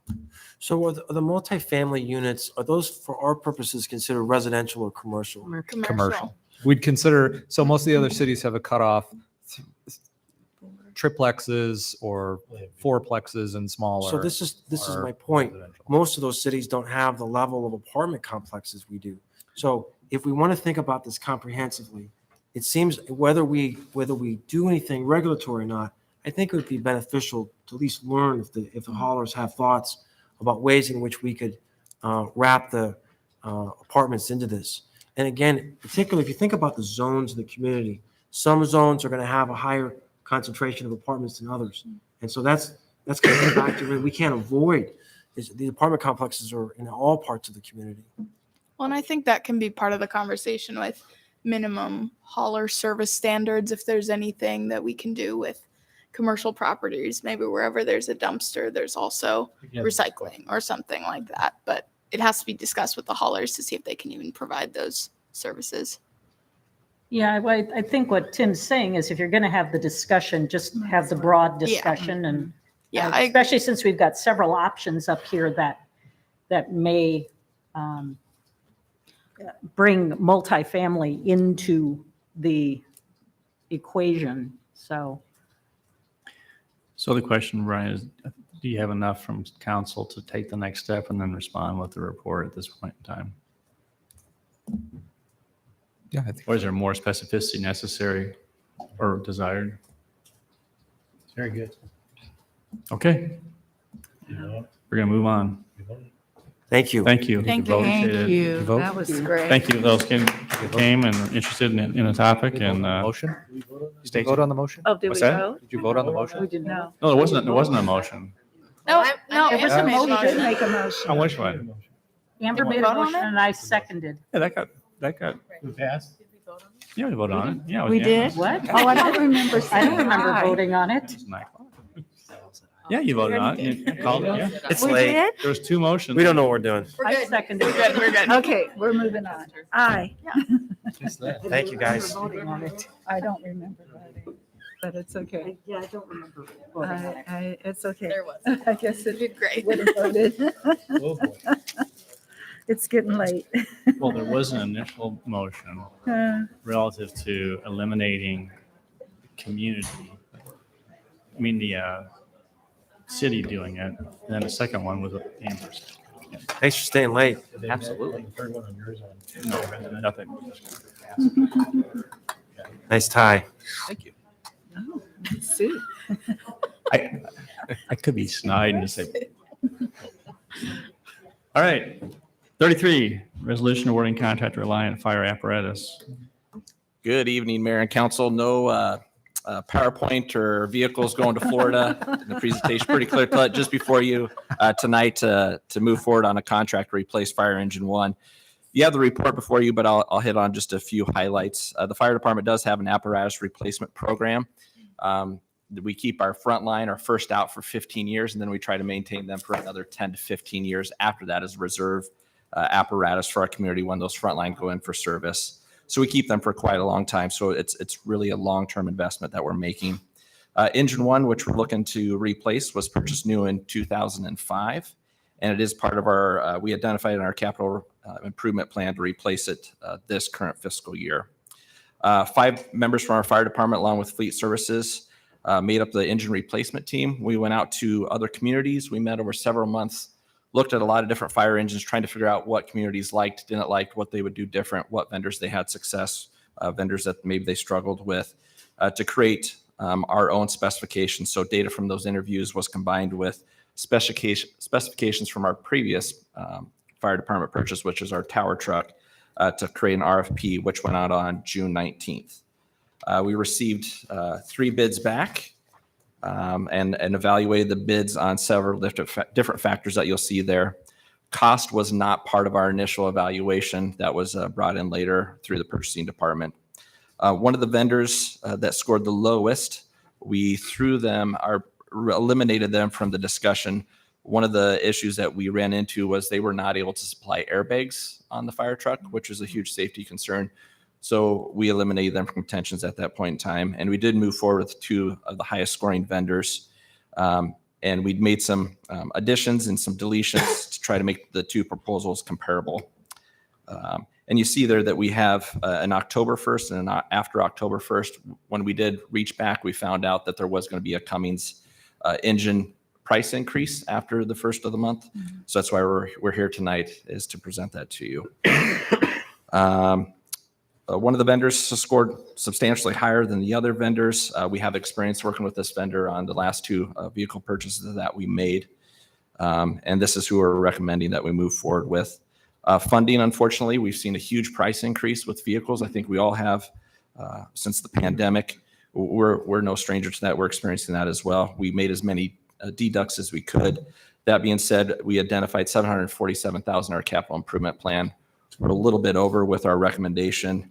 We do feel that the funding shortfall will be covered by some anticipated savings that we have this current fiscal year of 6 open firefighter positions, which will be filled in December. So with that, are there any questions? Rich, I recognize the short amount of time we've got on this if we want to get the cost savings, but I'm going to ask you, is there a possibility in the future for future trucks for us to be using biodiesel? Oh, absolutely. Yep. In fact, I had a conversation with our fleet director in regards to that. And even the current vehicles that we have, we can look to upgrade those to like a B20. But it would take work with the manufacturer and making sure that we wouldn't eliminate any engine warranties. So there's some work that we would have to do behind the scenes, but that definitely is an option. And I think engine 2 is going to be in our capital improvement plan. It's already in there for 25, 26. That's something hopefully when we get there that we can even look at hybrid models to see what's out there for battery operated engines as well. Hey, any your questions? I'll open up public comment. Anyone want to address council on this item? Seeing none, we'll close public input. Entertain a motion on resolution awarding the contract to Reliant Fire Apparatus, Inc. for replacement of fire engine number 1 for a cost of $760,017. So moved. Second. Any discussion? Roll call. Aye. Aye. Stepped up for a sec. She would say aye. Yeah. Aye. Aye. Aye. Oh, here she is. Go ahead. Yeah, roll call on this. Aye. So you were right. Yeah. As guests. All right. Thank you so much for your Thank time. Thank you. All right, moving on, item 34, hearing on amendment to fiscal year 22-23 adopted budget for carryovers from fiscal year 21-22. Dwayne and Nancy. This is our first amendment of the fiscal year, and this one primarily consists of items that were budgeted and not completed in the prior year.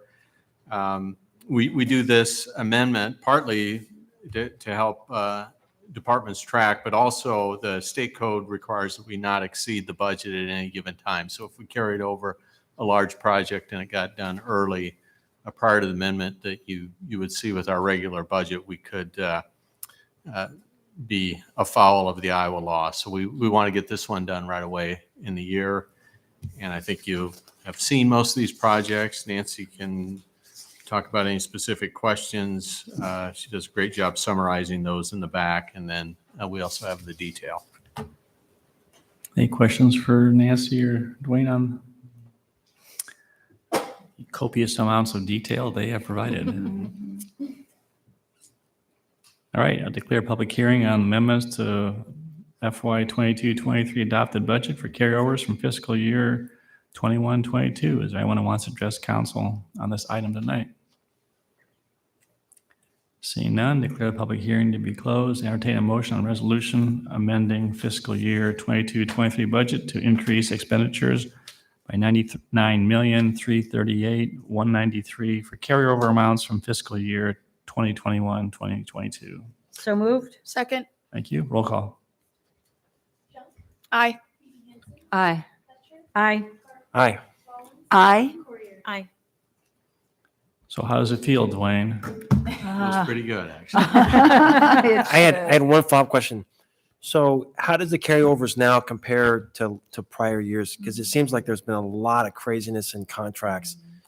It's actually, it was pretty consistent with the last few years. Actually, the budget was actually just a little bit higher. I think we had last year the Grand Avenue extension and the Iowa Creek project on Duff, which were huge projects that have been spent down this year. So it was just a little bit lower this year than last year. So the carryovers were pretty consistent. Mhm. Okay, that's counterintuitive. Thanks. Mhm. All right. Thank you very much. Thank you. All right. Item 35, hearing on integrated site plan subdivision with concurrent preliminary plat and major site development plan for 1200 and 1220 South Duff Avenue.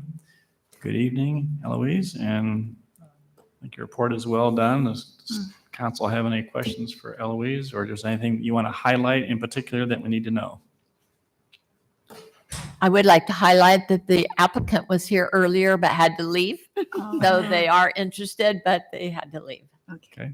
I'm a little disappointed. I mean, I don't think you had any questions probably for them I thought we anyway were of riveting. extreme importance, but I did want to let you know that. It's right. pretty cut and dried as laid out in the report, so I'm happy to answer any questions. Questions for Eloise? All right. Declare a public hearing on this item to be open. Is there anyone who wants to address council on this topic?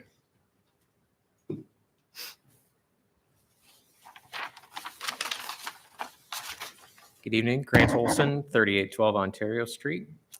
For those of you who have the digital file in front of you, this will be file page 417 that I'll be referring to.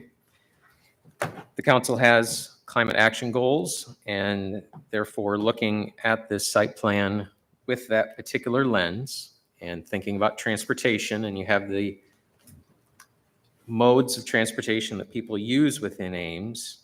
So you have a certain percentage of car trips, bike trips, bus trips, etc. And the consultant will say, okay, we're going to try and take this pie piece of car trips and reduce it and increase the other pie pieces. And my thinking here with certain scenarios, such as, let's say that you're someone who is not using a car and you're trying to travel between the public sidewalk and BAM. And in between those two spots, there are a minimum of 4 elevation changes. And then if you want to avoid the elevation changes that are adjacent to the handicap parking spots, then there's that additional out of the way, a few steps out of the way. You don't have a direct path if you were someone, say, using a wheelchair or a 4-wheel mobility scooter. And so they're just some very minor concerns, but you could make the elevation such that the person walking or rolling in a wheelchair would not have to make any elevation changes while moving east-west. And so the climate action goals, it's all about creating conditions that are more attractive to non-car modes. And that's my minor concern with this site plan are these elevation changes, some very slight changes that can be made so that a person walking or rolling would not have to make an elevation change. Thank you. Thank you. Anybody else? We'll close public input. Do you have anything you want, any response to that, Eloise, in terms of feedback on that or not? If not, that's fine. The main comment I would have is that currently the sidewalk that leads to BAM is not connected to the public sidewalk. We were surprised to learn that. So this will provide a connection that doesn't currently exist. We have not looked at the elevation changes to see if they could be minimized as he was requesting. That's something I suppose that if you want to include as a condition. Otherwise, the minor site plan would be approved tonight with this, with your action, and only the final plat would be returning to you. Is the applicant not bound to meet ADA requirements? He is bound, and I believe he does meet ADA requirements. Yes, the ramps that are The ramps. The ramps that are there appear to have intermittent level landing spots, and also I'm sure they're going to have to meet with ADA compliance at 1 to 20 or less. Yes. Otherwise, they would have gone straight. They would have gone Right. straight versus doing the L-shaped in order to accomplish ADA compliance. So, That's correct. and the implication to raise the elevation, that means you're going to have to bring in more fill potentially. Raise the building, raise everything else up in order to accomplish that. Because there's about a 2-foot, actually almost 3-foot difference between the sidewalk and the public sidewalk. So, all right.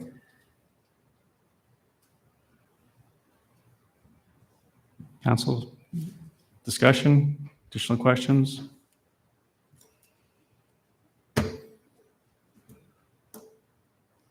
I'll entertain a motion on the preliminary plat. Move approval. Second. Okay, any discussion? Roll call. Aye. Aye. Aye. Aye. Aye. Aye. I entertain a motion on the major site development plan. So moved. Is that a resolution approving? Yes. Second. Okay, any discussion? Roll call. Aye. Aye. Aye. Aye. Aye. Aye. Thank you. Moving on to item 36, hearing on amendment to major site development plan for 400 and 500 West Crystal Loop for Bricktown Planned Residence District. Hello. Hi, Julie. Hello. Any questions for Julie on this one, or do you want to highlight anything, Julie, on this? No, I don't. I think the report explains it well. I would just say there's that unique situation with that access to Kitty Hawk. But if you want more details explained, I can. But it's in the report. Okay. And is that going to be just a gravel?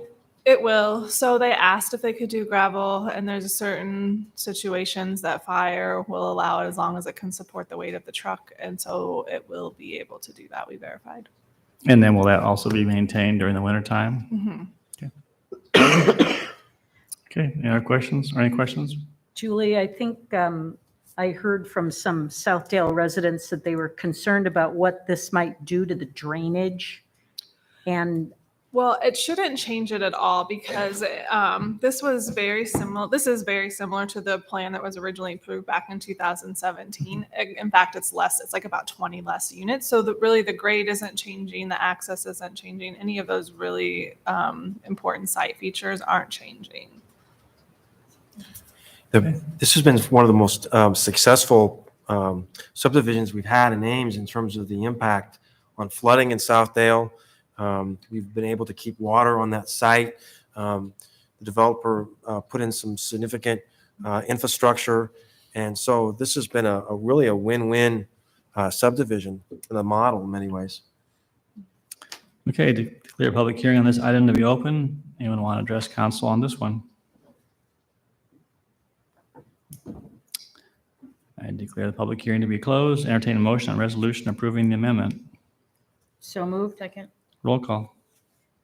Aye. Aye. Aye. Aye. Aye. Aye. Thank you. Thanks, Julie. Item 37, a hearing on the 2021-2022 sanitary sewer rehabilitation, Ames High School and Binker Golf. We're asking that you report the bids. It's over budget. The bid's over budget. Report the bids and delay award. Okay, declare public hearing on this item to be open. Anyone want to address council on this project?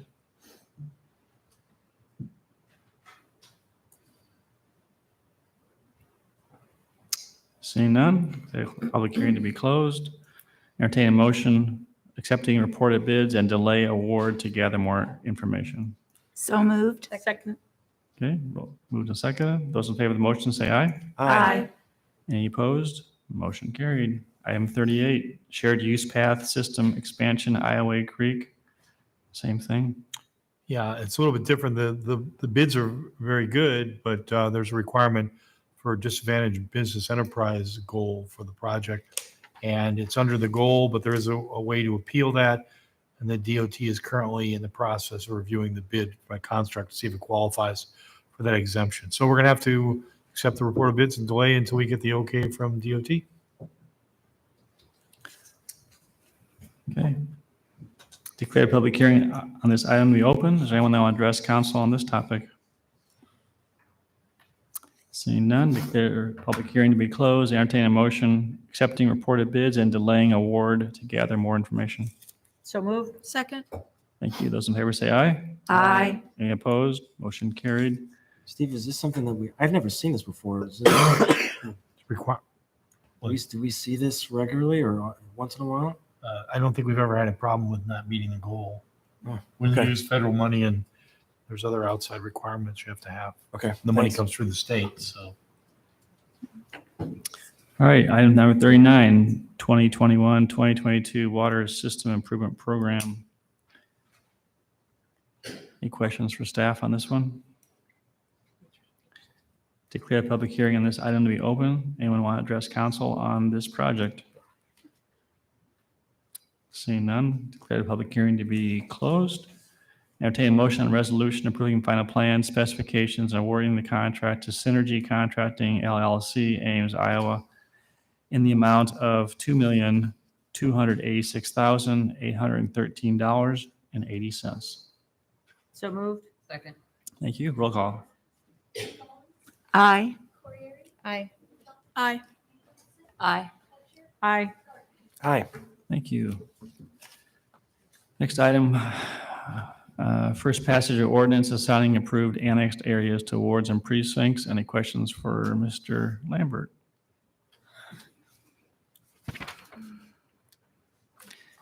Seeing none, I'll invite anyone who wants to offer public input on this first passage of the ordinance. Seeing none, declare the public input to be closed. Entertain a motion on first passage of ordinance assigning approved annexed areas to wards and precincts. So moved. Second. Thank you. Roll call. Aye. Aye. Aye. Aye. Aye. Aye. And staff has asked for the council to consider taking the, holding the second and third readings tonight and adoption.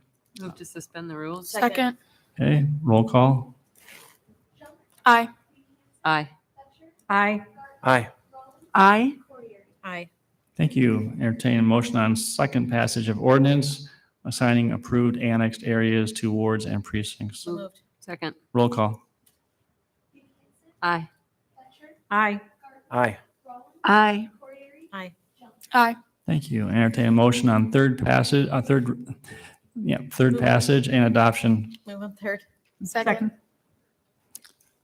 All right, roll call. Aye. Aye. Aye. Aye. Aye. Aye. Thank you. Item 41, entertain motion on third passage and adoption of ordinance number 4478 on rezoning with master plan 3898 University Boulevard from RI to RI with revised master plan. So moved. Second. Roll call. Aye. Aye. Aye. Aye. Aye. Aye. And entertain motion on third passage and adoption of ordinance number 4479 on prohibiting parking at all times on the east side of Hoover Avenue from 24th Street to 30th Street and from Bloomington Road to Adams Street. So Move on moved. third. Is there a second? Second. Roll call. Aye. Aye. Aye. Aye. Aye. Aye. Thank you. Now moving on, disposition of communications to council. We have quite a few this evening. First is memo from Kelly on downtown urban revitalization criteria. Move we place this on an agenda. Second. Those in favor say aye. Aye. Any opposed? Motion carried. Second is a letter from Brian Dieter, Mary Dieter Medical Center, requesting to amend city code to align with chapter 392.6 of the state of Iowa code. Any comments? You want to refer to the attorney for that, right, Mark? I would move we For refer memo. this to the city attorney for a memo. Second. Thank you. Those in favor say aye. Aye. Any opposed? Motion carried. Item 3 is just a letter for staff or for council's information and expressing appreciation. 4, letter from Latifa Faisal, Chair of Story County Board of Supervisors, changes to draft Ames Urban Fringe Plan based on public input. I think we do this anyway, but just put on the record, you might want to refer it to staff and we'll respond to that. Move we refer it to staff. Second. Okay, those in favor of the motion say aye. Aye. Any opposed? Motion carried. Next is an email from Stephen Bowman. Request for reimbursement for residential structural repair needed after City of Ames inspection. We can provide you a memo on that if you'd like. You don't. What's the alternative? Denial. And then what happens? The mayor responds, you respond, what? Yeah, I can send them a letter. The council side took no action, and I would move that we take no action on the request. is there a second? A second. Those in favor of the motion say aye. Aye. Any opposed? Motion carried. Item 6, email from Brennan Goodman, pedestrian safety at intersection of University Avenue and South 4th. This is where we just put new street lights and. Depends if you want a memo or not on it. I mean, there's gonna be a lot of work done potentially in the future. So Is there going to be part of a traffic study in the future, or that or not? I don't know, that's why. If you want that kind of information, I'll have to give you a memo. Hearing nothing, we'll just, I would move that we decline to take action at this time. okay. Second. Those in favor say aye. Aye. Any opposed? Motion carried. Email from Sue Ravenscroft. Input. I'm sorry. Go ahead. No, I was just going to say, hasn't Keith already said he was taking this to Parks and Rec Commission? I thought he To the responded. commission, He did it's say really more of, something about it. but it's more of a public works project. It's Oh. assigned to the park. So if you want to, I think let's just refer this to us for a memo, okay? Okay. I would move that we refer this to staff for a memo. Second. Those in favor say aye. Aye. Any opposed?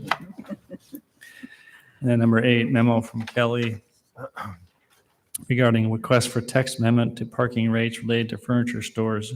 I would move we place this on a future agenda. Second. Those in favor of the motion say aye. Aye. Any opposed? Motion carried. Thank you. All right. Council comments. Bryce? Was there another one with from the Story County? We referred We already heard it. That's already, okay. Yeah, that was item number 4. Kelly. Yep. Bryce? So we are in the local affairs committee for student government is in the process of starting the planning for the joint meeting.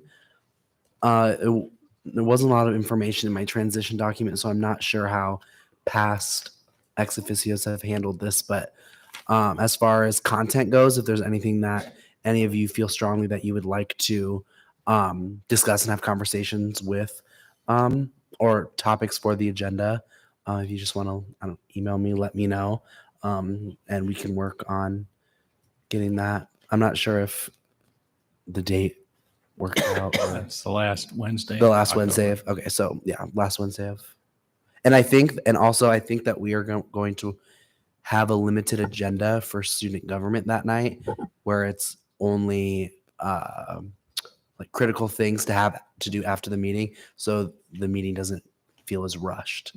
Like, I know that we went over the time period last year and it kind of felt like a lot of the conversation was rushed through and people didn't get to say everything they wanted to say. So we're looking at maybe just extending the time period that we have with you all, and then so we don't feel that we have to get to our own individual meeting. In years past, after we get some sense from council, usually the president, ex officio, and I get together and just get the agenda set essentially for the meeting. So we can work on that. Okay. Mid-October after we get some feedback from council. All right. Anything else? Nope. All right. Robin? There's some fun activities coming up or events coming up. So we've got the Eco Fair this Saturday. But also I'm looking forward to the Ames Repair Cafe, which is the following Saturday, October 8th. 10 to 4 at the library auditorium and in front of the library. But that's a really neat thing where they're offering to help folks with repairs on small equipment or clothing or minor furniture repairs or bicycle repairs. And I think this is great. It definitely helps to reduce waste and it fits our goals. So I would just encourage folks to spread the word about that event or consider volunteering if they have a skill that they could offer to share. Anyway, I was excited to see that event. So that's all for me. Thank you. Nothing tonight, thanks. Nothing for me.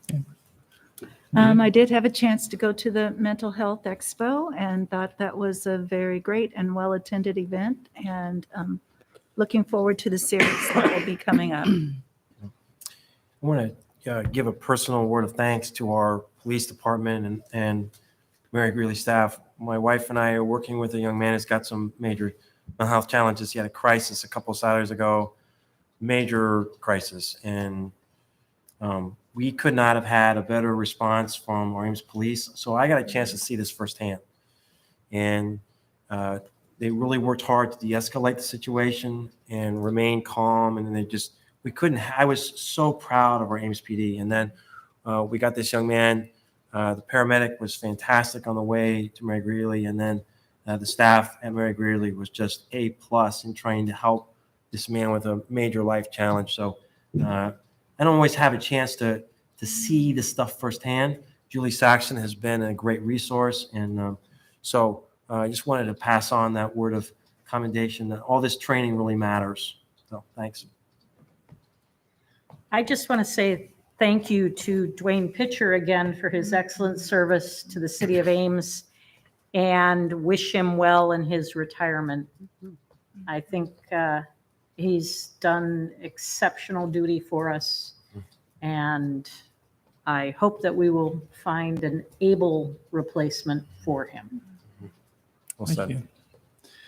I'll just echo on the looking forward to next Tuesday night at 6:30 on the community conversation, and we've chose the title carefully. We want a conversation to be started, and you just explained how important it is to have, and there are so many resources that exist in Ames, and so I'm one of the, Rachel, you asked, are we going to get a report in terms of what's the results? Well, one of them I think is are we seeing more people reaching out to the resources that are available to get help for people? And we'll monitor that closely. So, all right, with that, I entertain a motion to adjourn. Move adjourn. All right, those in favor say aye. Aye. You're adjourned.